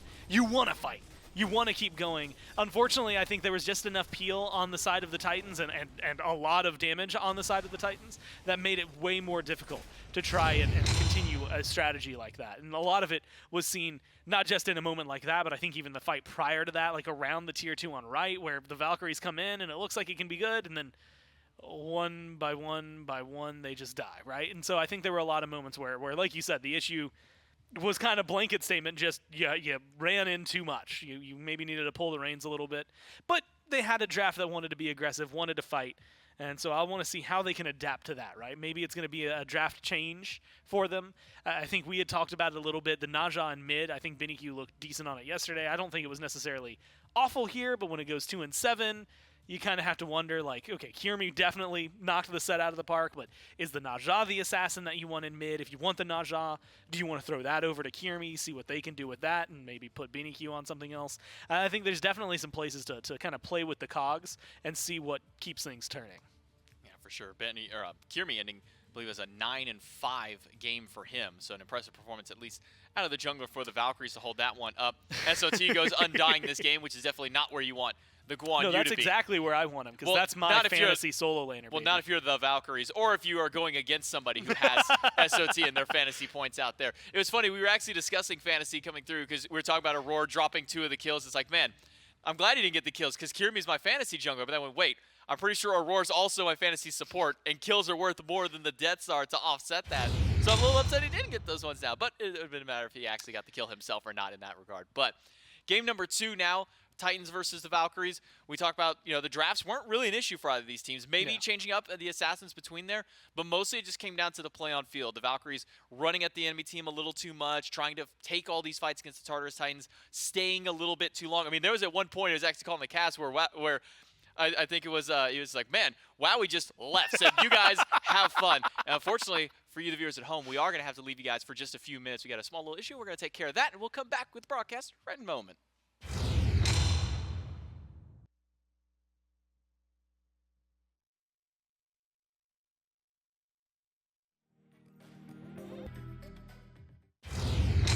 Why weren't you asking me those trivia questions when we came in, Gore? Because I just kind of popped off.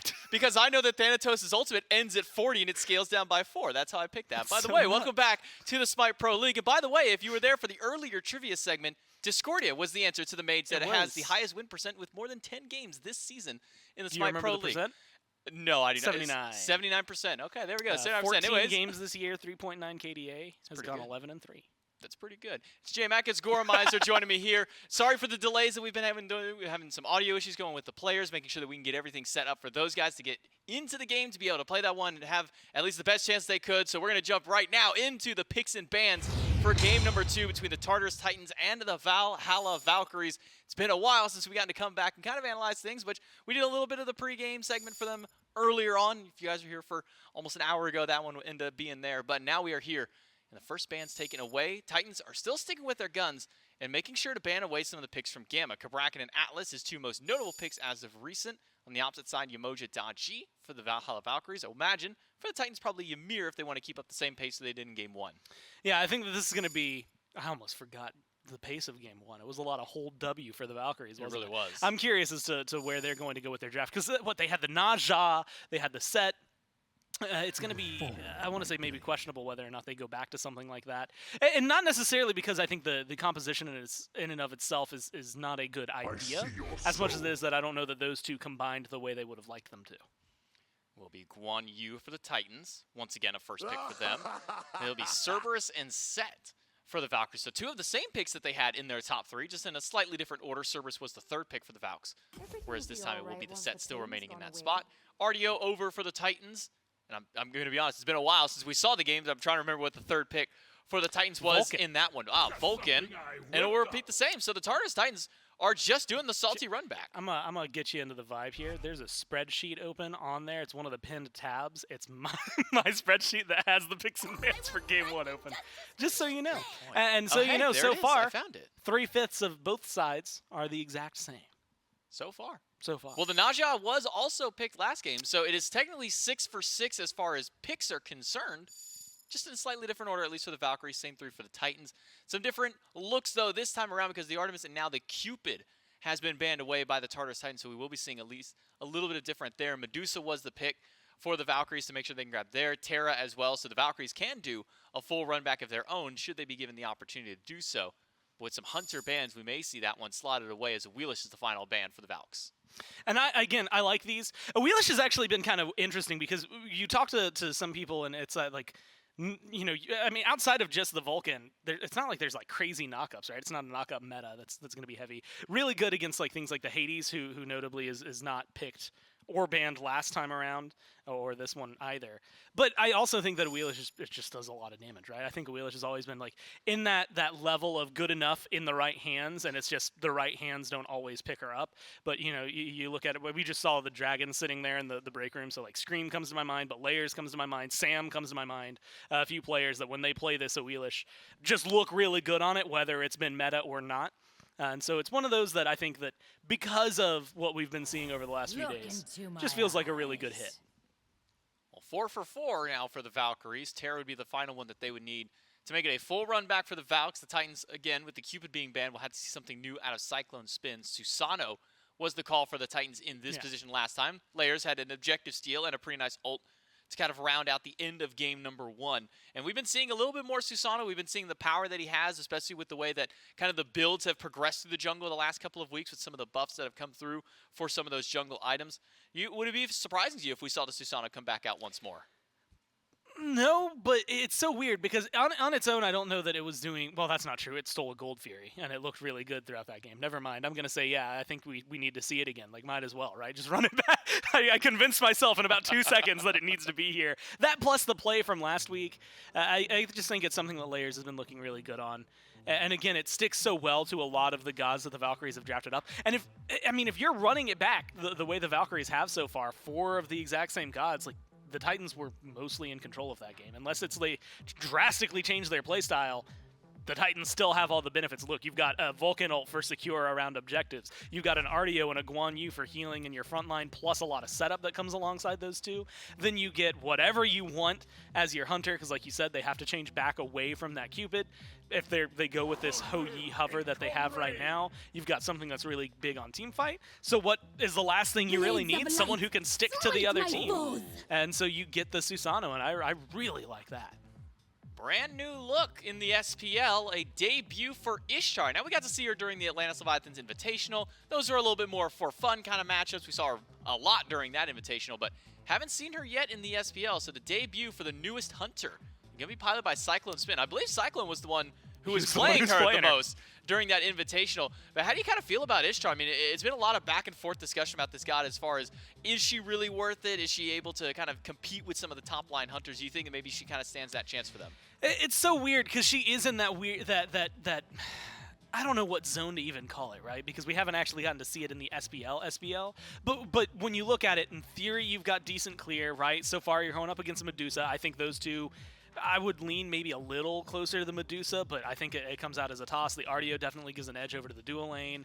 You've got a really interesting ult that I think can do some decent damage, good control, things like that. But one thing I remember when we talked about it on Waiting Room, Mifflin Trelly brought up that I think is still a very good point, because it's actually compared to Medusa's dash the most, which is that it's super blockable. Like, you can really control Ishtar's disengage, and so if you're the Valks here, playing around that and maybe trying to body block that is going to be the biggest deal. From ahead, if the Titans can get the lead that they had last time, you're probably going to do fine. A lot of people from ahead, even if they aren't necessarily meta or great, will look good if they have a lead. So I think that it is going to depend on how much Cyclone's been putting in on this. It looked really good that one weekend, but like you said, it was for funsies weekend, so who knows how much of that was going to be legitimate, how much of that translates into Pro League play when it's coordinated and maybe a little more targeted against that. But I do, like, she comes with benefits and downsides, right? And I think a lot of it is just going to be, what is your survivability going to look like in these team fights? You've got okay clear, pretty good clear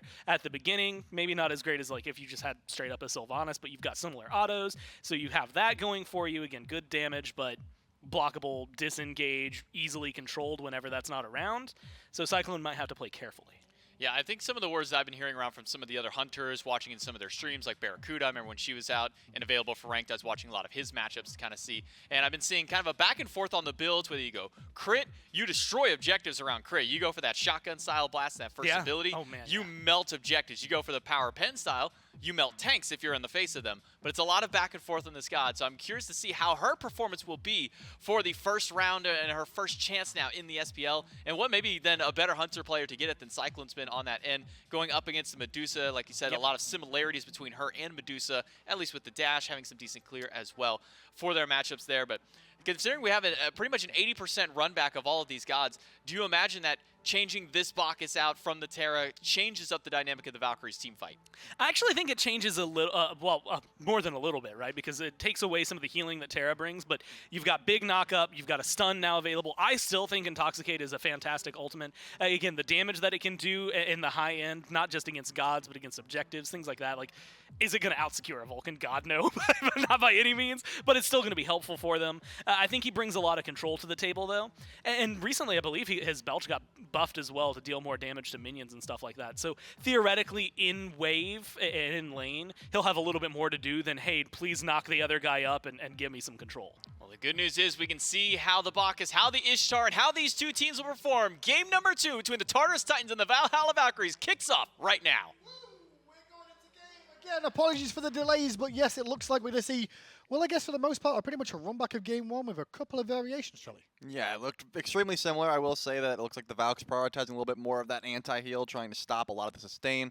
I think that's the main switch up between the Terra and the Bacchus. You're still having that knock-up immunity, but also some more space control, and I think the big thing, the anti-heal, is going to help out a ton because, once again, Aurora on this RDO and SOT on the Guan Yu. That healing is going to be real annoying. I was going to bring up the anti-heal straight away because I feel like Valkyries have got a pretty good composition of, they either bring some anti-heal to the composition, Medusa, Cerberus, and now this Bacchus, but also they've got quite a good options, Brawlers beat Stick, they've got a good variation of anti-heal available to them. A little bit physical heavy though, unless we're going to see Aquarius do some damage. They can really look for times to maybe stack a bit more physical, sovereignties, breastplates a little bit more variable this game, if Aquarius doesn't go enough damage. Yeah, that definitely could be the idea, and I think the same problem that we had with the comp last game was the fact that, who's following up on Benny Q's ultimates. They're not going to have that big burst still. Bacchus will bring a little bit more than Terra, of course, but it's still not going to be that one-shot potential that you're looking for. The only thing I'm thinking about the Bacchus of, like, why we see that picked up potentially is Paul was running around in circles with his one leg in mid lane quite a lot. If you're intoxicated, and Intoxicate did get kind of a buff with the DR changes throughout the game, then he's going to be wobbling around a little bit longer, like a pirate on a ship almost, so to speak. So Maybe it's going to help them out there? Question mark? I also like the Belch a lot into Vulcan because you're just going to immune the meatball knockup. You're not going to have to worry about that. You should be confirming a stun, and getting beads down for Benny Q is going to make that kill later on a lot easier. Remember this fight last time. But that was in the solo lane. Now it's just a straight 1v1, and Kermie is winning so far. But as the cooldowns fade away, both teams turn tail. It's a battle of the Totem of Coup this time round. And now Kermie under pressure again. And this could be another rinse repeat of game one.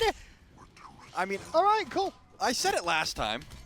Just hold your beads for the pull. Kirmi had to pre-beads that time, I guess, was worried about the slow, and once again got pulled back in for the first one. It's hard to hold the beads. The time the beads against Usano pull is not easy. All you gotta do is listen for it. Use those ears of yours. I'm sure you got You got them. music on, dude. I'm listening to my tunes. You're jamming out in the SPL? Yeah. Okay, maybe in the ranked I bet you there's players doing that. I wouldn't doubt it. Oh, SOT. solo kill for Aquarius, though. That's a big play, and that's going to turn things around a little bit in that lane. Block from Gamma onto a Raw. Raw will get hit by the Belch too. All the while, Cyclone getting aggressive on this Ishtar up against Wowie to return some damage, favoring the Valkyries on the left-hand side. Valks, well, they're back to even already. Yeah, they got the first blood going over to the Titans, of course, but then immediately Aquarius is going to answer back and Gamma with the wraparound, trying to get aggressive. This is what I love about the Bacchus pick. Not only is the Indra-Scepter in play, so Gamma's doing a ton more damage, helping out with clear in that regard, but you can play so aggressive. You can flop on the wave consistently. If you've got the protections from Belch, you're looking fine. You don't really have to worry about the damage early on. It looks like we are going to see a purple buff in Babe, despite the fact that Aurora has Hog, and it looks like that was a bait. They're looking for the damage. Yeah, the real question here is, can they find the kill on Aurora first of all? Won't be the case. Good poke, though, from Warrior on top of that. Need to clear the wave out to look for purple, but have to be careful, as Layers is at the red buff right now and rotating round to protect the purple already, knowing Valkyries are very aggressive in this lane, and Layers has a choice in a weird way. Do I go for purple? Do I look for a potential gank here? And in comes the Valkyries now looking for the buff, and Layers Did they not see him? cheating in the jungle, hiding around the corner, allowing Aurora and Cyclone to go in, but they all in Aurora, and Aurora may just die. Yeah, it looks like Aurora's going to be just fine, and now Wowie and Gamma could be in some trouble, but they're doing so much. Cyclone's in trouble, but it gets a huge heal coming through there at the tail end, and that means Warrior's dead. Now Gamma's running for his life. Kermie's on his way. Can Kermie find at least one kill? The answer's going to be no. 2 kills for Titans there. It is Valkyrie's pressure, and Layers in the right place at the right time, and turnaround's fair play. Now it's an invade on their purple. Yeah, you gotta give props to Layers there, being able to not only get over to duo and do it so sneakily. Kirmi not gonna be able to confirm that purple buff. So unfortunate, both purples going over to the Tartarus Titans, but getting over to left lane with no one being able to see you and then also hiding behind that purple buff, Gamma gets a little over aggressive, flops in.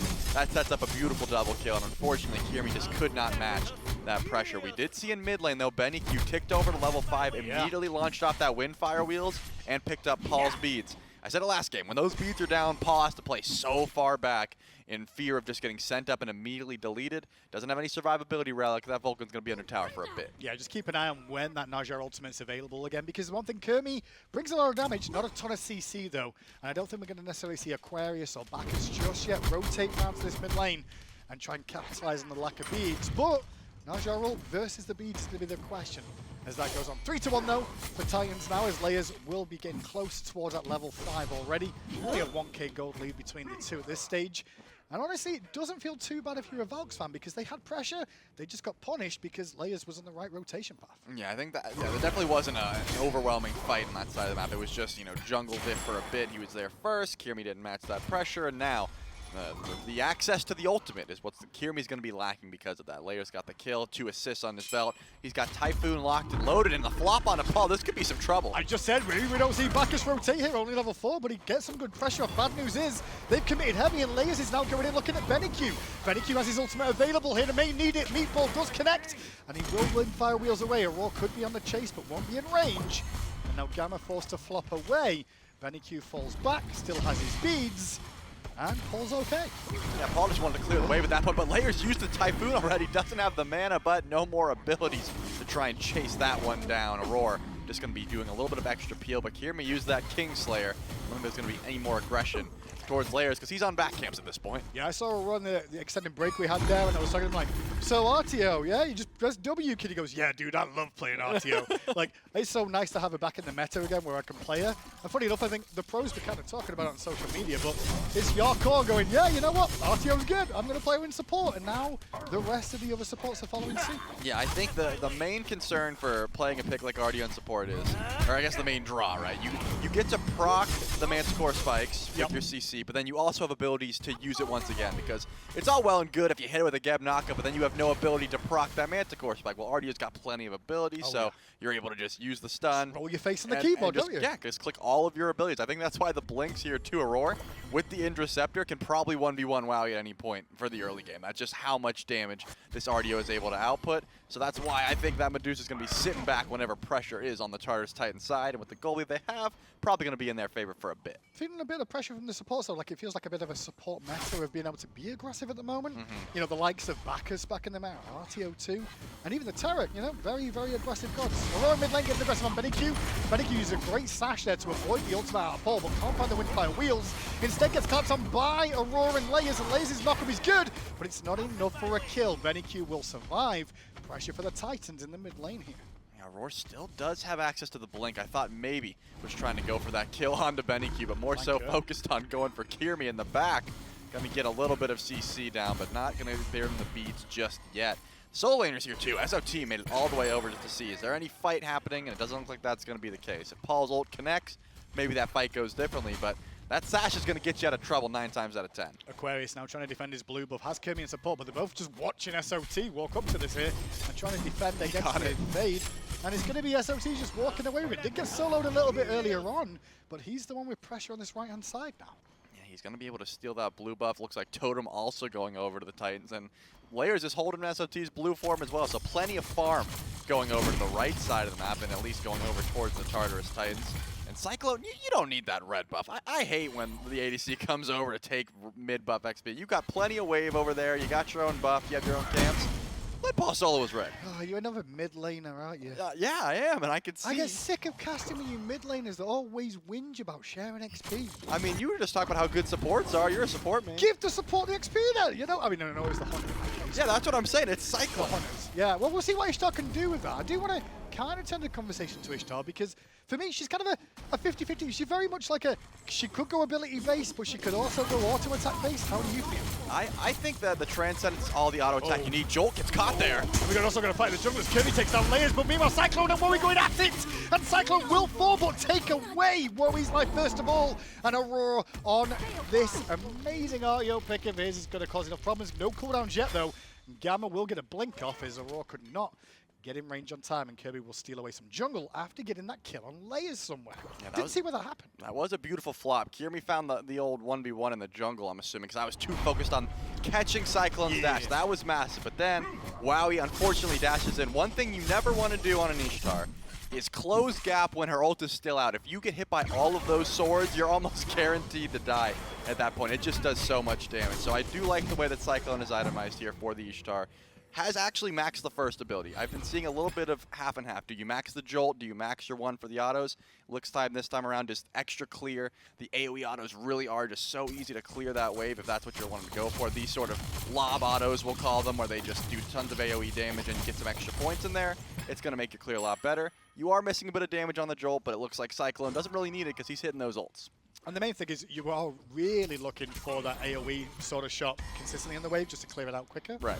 And then in team fights, you're looking for more for the range one or the spread? Or still the lob? I would say you go for the spread when a tank's up in your face because you're able to just proc so many different items and you're saying, like, this is my shotgun ability, get away from me. But you can proc Kins from halfway across the map with the ranged ability. That's so true. if you're just getting some poke to start the fight, it really just depends on the situation. And I think good Ishtar players are going to be the ones that are able to pick the right auto attack in the right moment. I think it's that and also the jolt, right? Of like when and where to use the jolt. Do you use it offensively, defensively, or both? Because that's kind of what it's in tune to do. Red buff going to go over to Paul in mid lane. Share the experience with the support that time, not the hunter, just for note at home. But look at this, Valkyrie's going for a very quick fury. Looks like Cyclone has smelt the danger, as has Paul. They've got to be careful of the Vulcan ultimate, which is launched into the sky.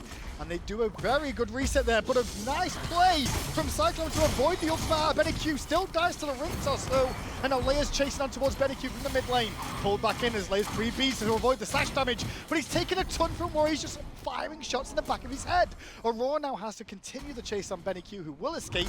Gold Fury reset, but a pick for the Valkyries. Yeah, the Valkyries are going to be able to take Cyclone down. Because he just didn't have the beads. He was able to use the ultimate to try and just disrupt that Gold Fury. And I think the real call was, Paul said, I've got ult, make sure they don't reset. I can steal that gold and we can get out. So Cyclone had to use its body to say, I'll tank this Gold Fury up for a second. Didn't quite work out. The reset was clean from the Valks, and then you lose your Hunter in the process. But I guess the big win, Gold Fury didn't go down in that case, right? So the Tartarus Titans still are going to have a bit of a gold lead in their favor. And I think SOT has still been trying to get real aggressive over here on the right lane. With players alongside him, they can keep this pressure rolling. SOT will be happy to attack the tower for a few shots, but it's doing a ton of damage. He's got to be careful of taking one more there. Aquarius fine to hang on, and now with Gamma rotating in, it's the Titans that have to be careful for a moment or two. I guess going back to that Gold Fury fight though too, Trelly, they knew Cyclone didn't have beads after last engagement, so trying to bait him in there for that Windfire Wheels from Benecube was the play. They still got the pick, but they didn't get anything else afterwards. 600 gold lead then for the Titans. I wouldn't mind seeing a pull like that again, but this time trying to find any sort of pressure onto this Vulcan, because the beads haven't been pulled since we saw it about like pre-level 5 era. Once those beads are down, I really think Benecube should be able to find some damage at this point. Your items are enough ahead as a physical character. I think assassins just do so much more damage than mages are this early in the game. You should be able to blow up Benny off that ult, or sorry, use Benny's ult to blow up Paul off that ultimate. It's not going to be the easiest play to make, and it looks like Paul is going to help out over here on the Pyromancer where Benecube's wrapping around. Benecube, they're going to eat a backfire straight away. Kermie and Aquarius on the way to the action, but Pyromancer's getting very low. Kermie might go for a skewer, but Titans will secure the Pyromancer. Benecube traps in a world of hurt, now has to ultimate away again. Leia's giving chase with the Tornado and finds it, but it's not enough to find the kill. Aquarius at the backside going to pick up two with the Stygian Torment, but had no backup yet until Gamma blinks on him, looking for the Belch and finds it. Up, down with the flop off the mark as the Intoxicate does connect, but it's not enough damage to write home about. And Valkyries watch on from the jungle, making sure Benny can back to base there as Pyro goes to Titans and nobody dies. Yeah, that's a clean Pyromancer ingot. I like the idea for Benecube to walk up there and try and go for just like a ring bounce and maybe to stall. Yeah. But also very low. Good Typhoon by Layers to try and confirm that kill, but just the chase was not there. Get the objective and get out. That's the play from the Tartarus Titans. They've been making clean calls like that throughout this whole set, and it's now just back to the farm game. I can see that Cyclone Spin actually did go into that Atalanta's boat, getting benefit from the crit from those AoE autos. That is going to be chunking in these team fights, but what it won't do is shred through these tanks. We talk about there's two different ways you can build V-Star, and at the moment, it looks like Cyclone's more so building to shred these or burst these squishies, win the 1v1 boxing match versus Wowie. Whereas Wowie's got the kid size and saying, I'm going to be hitting the tanks who are in front of me, and I'm going to be shredding through those in a little bit of a different way. I guess thinking about backers as well in terms of the matchup against Ishtar, like I feel like he's a tank anyway, so we'd be able to stand in his face, but also use Jolt against the Belch to avoid the stun, but then you get flopped on soon afterwards, so a couple of opportunities there potentially for backers to make a bit of an impact and see what Ishtar can do. Kermie's kind of on the left-hand side right now, looking to help pressure onto this Ishtar potentially. But the bad news is that Cyclone's chilling under his tower. He senses the danger of Kermie not being shown on the map. Now the ping's going down from that ward he's got placed. Gives away the idea that the Valks were looking for a pick on the left-hand side. Yeah, this is the issue with Wowie looking for a gank, because as one of the least aggressive hunters that we see in the league, he's never really taken those 1v1s unless it's a really beneficial fight. If Wowie's starving your lane, you better believe Kirby's in the jungle sitting by, right? It's almost never where he's sitting there like, come on, step up, I want you to fight me. That's just not the case. So Cyclone immediately sniffing that one out, and some good ward vision on the left side of the map for the Titans is going to be able to catch that out more often than not. Look at those the shotgun crit auto attacks. I'm telling you, if you get close to Ishtar, you will feel how much damage she can really do. And you can really tell Cyclone is just farming all around the map. He came towards mid, stole a couple of harpies and stuff, sharing the red buff XP earlier on. But in comes Layers now to that left-hand side too. He did just step on a ward, so we should know something's up here. Has to be early as Cyclone dropped the ultimate there to keep the pressure rolling. Layers not going to be in a position to gank, especially with Gamma being around, but maybe Gamma gets picked. He just used his flop. The root connects, and now Layers on the chase too. Benecube may be here to support, but luckily enough, some sustain will come through from that Mail of Renewal. Yeah, the Mail of Renewal coming in clutch there as Paul's going to make sure to grab these Oracles. Actually, not looking for the Oracles. This is going to be a Gold Fury pull. The Titans feeling confident in their ability to outburst, and it looks like Gamma, with the blink ready, is trying to stop this. Going to take a while though, Charlie, because they don't even have Cyclone there just yet. He was pushing out the wave, and now it's a world wrapped around on now, potentially from the Valkyries. Aurora being focused on as Aquarius blinks in and just ults onto Aurora. They're trying to burst Aurora down here, but he's still alive. Meanwhile, Kirby on the backside trying to help out Wowie, but Layers won't find the kill. All the while, Cyclone Spin takes down Gamma, and now Paul with a meatball over the wall to bring down BennyQ. Valkyries collapse on Aurora and find him, but they end up losing one in trade, and now potentially the Gold Fury. Yeah, 3v3, but already back to base is Wowie with the shotgun auto attack. This Cold Fury's going down quick. A skewer from Kirmi, too slow. And that's going to be a 1 engagement by the Titans. Of course, a 2-for-2 trade. Call it a trade if you will, but the Cold Fury, that's the prize that they were after. And the Tartarus Titans are going to grab that one and continue farming. When you're dead, you can't get that XP going up. You can't get these camps, and it looked like SOT, always the smart player looking for more. Can I take away a red buff before BennyQ gets back? Can I look to see these mid camps? Smart call. And I think Kirmi was already able to grab that one because he knew, hey, if we lose this, they're going to come looking for our farm. We want to make sure to confirm that in time. But also, BennyQ making sure to confirm that kill onto Aurora, I think, was pretty huge, because that could have been very one-sided in favor of the Titans. It looked like the Titans were going to win that fight and get the gold for free, but Najah getting to the back line, using that Windfire Wheels just to confirm the kill, and then fell down to SOT riding the horse soon after. I just think good shout, because it could have been a completely lost fight up until then. Definitely, but at the same time, it felt weird for Aquarius to be blinking and ulting just for Aurora, and the team not to focus him down. Paul in the danger, though, as Gamma wraps around from the left, and Benny on the right, beats used by Paul, just to buy him time and avoid the Windfire Wheels, but with Wowie on the scene, they should be able to confirm the kill. Nice rotation from Wowie to support, but more importantly, Gamma and BennyQ combine. You see the blink there, but Aurora once more. He knows Benny's got no real escape anymore, his ultimate being down. Gamma frontlining to slow down the aggression of the Titans, and a good ult from Wowie will stop Cyclone in his tracks, but now Wowie gets focused on BennyQ. Sash connects to bring down Layers 2. Wowie dashes away, rotation now coming in from the solo lanes too, and it's SOT looking at Gamma, but can Aquarius help out? Doesn't look like that's going to be the call. Stingy and Torment here to at least stop some of the aggression, and now Aurora stuck underneath the tower. He's going to have to dash out. Beautiful play though from SOT to keep tower aggro, to keep Aurora alive, but Aurora still being run down now. Kirmi, BennyQ, Gamma and Aquarius all surround him, and he will be the man to fall. 3 members then of the Titans die after the red buff invade from Valks. What can they do? I mean, Immediate Pyromancer. Yeah, That's got to be the call. Looks like even taking away the mid camps in the process, but this definitely needs to be a Pyro. Wowie on the way back over is going to be helping out with the DPS. You got the pick on a Paul. He's got no relics up. No way this Vulcan's coming anywhere near the Pyro. But I do like the eyes of Cyclone. Head over just in case that's a Fire Giant call. You got to make sure, you know, Paul's not going to be the first one to step up. He gets sashed, he's dead. Cyclone says, don't worry, I'll step up. I've got my beats. I'll just check. It's a Pyromancer. Okay, good. Go back to farming. You lose the gold lead in the process. The Valhalla Valkyries, great pick into just a little bit of over-aggression from the Titans in that slot. And now it's time for the Valks to drive this game. 2-level lead for Aquarius in the right, and Layers might be finding a lazy back to Kirmi. Well, that's payback. Layers found a lazy back earlier on and got caught, and now Kirmi will too. Nice little play from Layers to make that an even trade in the jungle. Funny enough, though, goes back to that play that we were saying with red buff. Paul dies, then they really heavily chase looking for BennyQ. It ends up coming back to bite them pretty badly here. Bring it back to an even game once more. If not, a slight lead for the Valks. Benny mid under pressure after that brute. Wow. On a roar. Good ultimate from him, knowing the beads are still down from Paul on the Windfire Wheels. The follow-up from Layers is there, no backup from the Valkyries, though, after the Windfire Wheels. And now Gamma has to flop away. Wowie and Aquarius collapsing from the sides a little bit too late, and that goes back to what you were just saying, Trelly. There is no follow-up to this Najah ultimate. Yeah, I mean, this is one of the few times we've even seen Paul get sent up at this point, and still, it's just not going to be there. Playing with his life on that red buff with the turret, able to tank up that one. So now BennyQ goes back. Kirmi obviously got caught out at the speed buff, and now it's time for the Titans to take that gold in their favor once again. They're not going to get just the pick.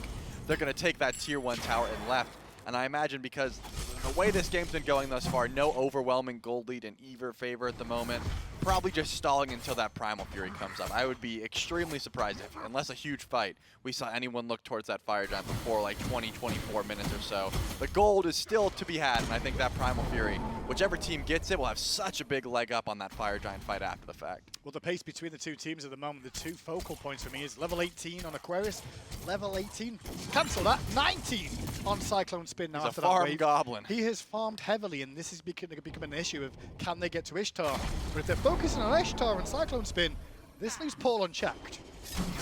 Who do you focus on those engagements? Yeah, unfortunately at the moment, it looks like Paul does have a fair bit of damage, but Cyclone Spin's got Atalanta's Bow, Wind Demon, and the Silver Branch. So not only does he have a fair bit of penetration for the tanks, the squishy characters are also getting shredded. So I think Cyclone's got to be a priority here. Aquarius can't be blink ulting just a roar, even though there's no beats there, and the RDO certainly could die. I don't think it's going to be worth it at that point. Just too much XP difference across the map.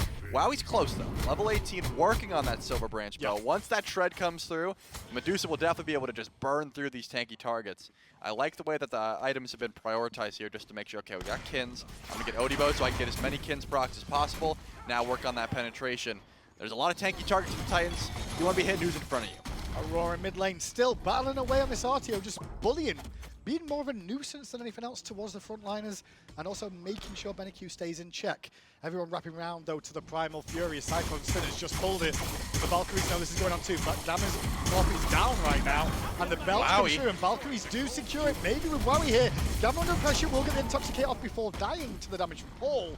However, they got the Primal Fury, and if Valkyries just walk away, they'll be okay with losing the support for that. Yeah, you have the option though of just bum rushing this Fire Giant. I mean, you know that the ultimates are down. BenQ, Kirby, and Aquarius still hold on to theirs, but Paul hold on to Earthshaker. You should have overwhelming shred from that Ishtar. I would not be surprised if it's just an immediate pull and a 50-50. And that's a good point. The ultimate from Wowie is on cooldown here. That was the only real confirm they've got here to try and steal this away. Will Paul get a good ultimate off at the tail end of this? Let's find out as the FG is now down below half. BenQ run the back with a good ring toss, looking towards Cyclone Spin. Cyclone Spin speeds down. Backflips over the way, gets a good shield out of his team. Layers meanwhile takes out Kirby, and BenQ soon to follow to Cyclone Spin. Aquarius limping away, and Wowie now left on his own to deal with SOT. And eventually the Aegis will be on cooldown as Layers comes in for the kill. And that's Titans taking out 3 members of the Valkyries and securing themselves a 22-minute Fire Giant. I mean, that is just systematic play from the Tartarus Titans. Let's pull the Primal Fury. We'll go for it sort of half-assed. We don't really have to pull it right away, but because the stall comes in... Oh, bomb is that what you said? How rude! How rude, Shelly. I mean, they didn't commit... This is a family-friendly broadcast. They didn't commit a lot to that objective because they knew, hey, as long as we have Paul's ult, as long as Cyclone's alive, we can go immediately over that Fire Giant. Once the Titans saw that, they're like, this is going to be effortless. The Valks walk in and say, we have to fight. We can't steal this objective from them. We're going to throw everything, lose almost everyone in the process, and now 5 members of the Titans have FG, and they're going to march down left. They've got a fair gold lead right now, but once those tier 2 towers go down, it's going to be a lot harder to try and stay under your Phoenix. So we said, go for Cyclone Spin. He's going to be a danger. They go for Cyclone Spin. He was a danger. Oh, yeah. But they don't kill him. Paul goes unchecked in the engagement too. Layers rapid into picking the kills and pieces. Means that the Titans now in a prime position to get a gold lead of taking down some of these towers. A lot of towers on the map too. 3 tier 2s and 2 tier 1s available for the Titans to claw themselves an even bigger lead. And that's before we even look at the Phoenixes. I do like that the Valks are still grabbing Pyromancer on right. They know they can't defend these tier 2 towers. It's where the most gold they can get at the moment is to try and grab the objective on right. Maybe push down a tower or 2 if possible. But because those tier 1s are already gone, it takes so long to get all the way up to tier 2 tower at this point. When you're a man down in these Phoenix fights, one couple seconds being like 1 second too long to channel your back and your bird could be gone. So immediately heading back to base after getting that Pyromancer and now grouping up under the tier 2 tower. Remember, Cyclone Spin's relics are down. If BenQ could find an ultimate, maybe the Valks look to go for a fight here. SOT leading in the troops. The Talor Assault going to block the Siege Torrent from Aquarius that was used there as well. Cyclone getting a lot of free time onto this tier 2 tower with the minions and the turret there in tow to bring it down. Now to the right-hand side go the Titans. Nothing in the jungle for them to strike right now. It could be an option for some to base, buy a couple of items, or just keep taking down these towers. Yeah, they have no real reason to head back. I mean, there is a big amount of power spikes they could grab, but it doesn't look like how slow the Titans are playing this because their gold lead isn't massive. I don't imagine Phoenixes are on the mindset just yet. Unless someone from the Valks steps up and tries to defend the tower and they get a pick, it seems like, hey, let's build our gold lead, let's play this slow, we'll get the towers in tow, and then we can spend that gold and look for Phoenix, maybe on the next Fire Giant. What's your limit of like how much gold in hand before you should really base? Like 3K? Because like that's a full item, right? I would say 2.5K? I just know that in my head, I'm not comfortable going for Phoenix unless we're 8K ahead or above at that point. So if you're not, back it up, spend that gold, and then look for the next Fire Giant, something like that. Of course, that's if I'm an even standpoint. If you get a pick, 5v4, then go for that bird, and that looks to be the call here. The tier 2 tower, actually, Kirmi's going to grab this one before the Titans can even get that, so no fear in losing that right side bird, and finally the Titans will go back to base and spend some of that gold. I expect to see those starter items completed, maybe some last items getting the Hero's Axe, the Protector of the Jungle. That's going to be massive at this next Fire Giant fight because, again, the Titans have 50 seconds left on this buff. No way they're going for a Phoenix in this time. Probably set up for Oni Fury on left, and that's exactly where they're headed. Yeah, that was a good call from Valkyries, though. Pressured out left and mid. They didn't get collapsing in the end and farmed as much as they could. It's a good adaptation from Valkyries, because I feel Phase 1 Valkyries probably would have just started the Phoenixes and been picked apart at the tail end. Instead, keep the pressure rolling, slow down the FG buff, slow down its usefulness, and force the Titans to make one more play at a Phoenix or at the next FG. Yeah, they still do have some pretty good tools as well to try and defend underneath that Phoenix. You can't really auto-attack the Phoenix and try and burn it down when you're looking at a Petrify. You got to turn around in that slot. Kirmi has shown great skill at being able to get to the backline after these engagements and pick up some clean kills. Not so much this set, but in game number 1, that's really where he was finding his bread and butter. So if they stay a little bit too long, tank up this Phoenix too long, that sort of thing, I imagine this set can get to the backline and do some explosive plays. But still, the Tartarus Titans are going to grab that Oni Fury, and it looks like the Valks are actually getting set up just to see who's going to step up the Fire Giant.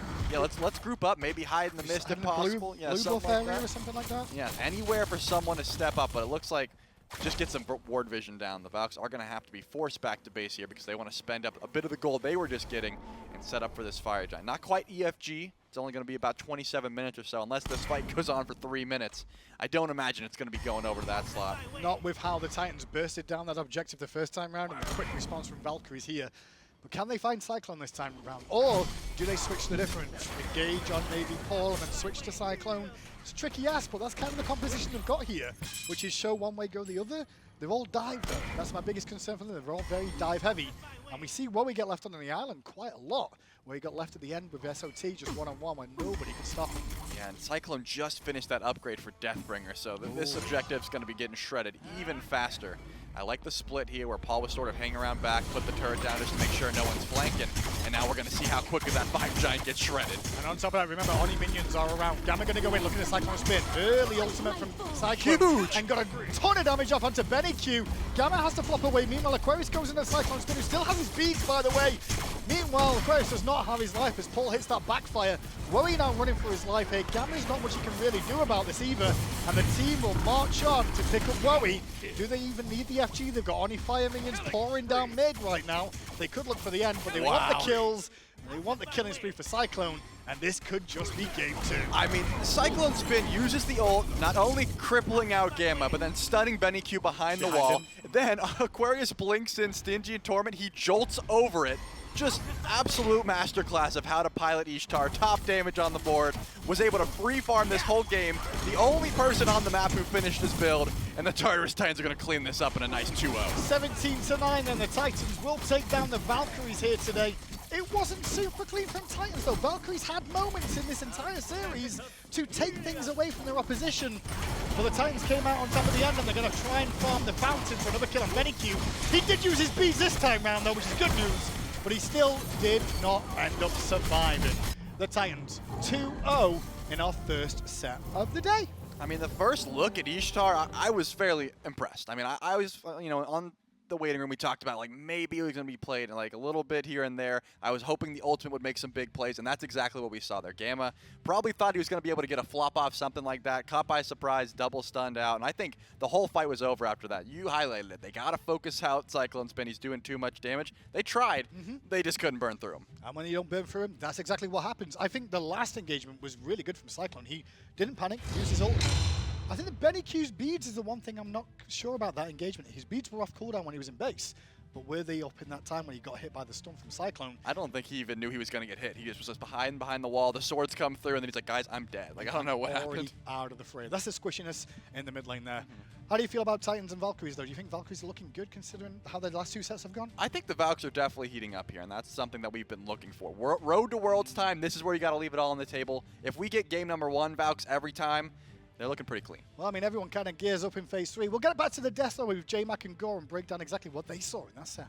Yeah, Yeah, thank you so much, Hindu and Trelly. Game number 2 does go to the Tartarus Titans. Again, some good fronts, at least out of the Valhalla Valkyries, to start this set out and to start game number 1 and game number 2. Keeping it fairly even, but it's really when it comes down to these team fights around these objectives. We were talking about the shred that Ishtar provides not only to enemy gods, but when you have that crit up there, I mean, every one of those little spread shots, not only are you hitting for the actual crit of 200-something plus, but 40, 50 plus for each of those little bolts. I mean, you saw how fast the Fire Giant melted. Yeah. Great positioning by Cyclone Spin. I think that's the biggest thing to highlight for him on this god specifically throughout this game, Gore. Yeah, I think that it was something that, again, unexpected. How's it going to do? What's the damage look like in a pro setting? You know, how easily are you going to get it off?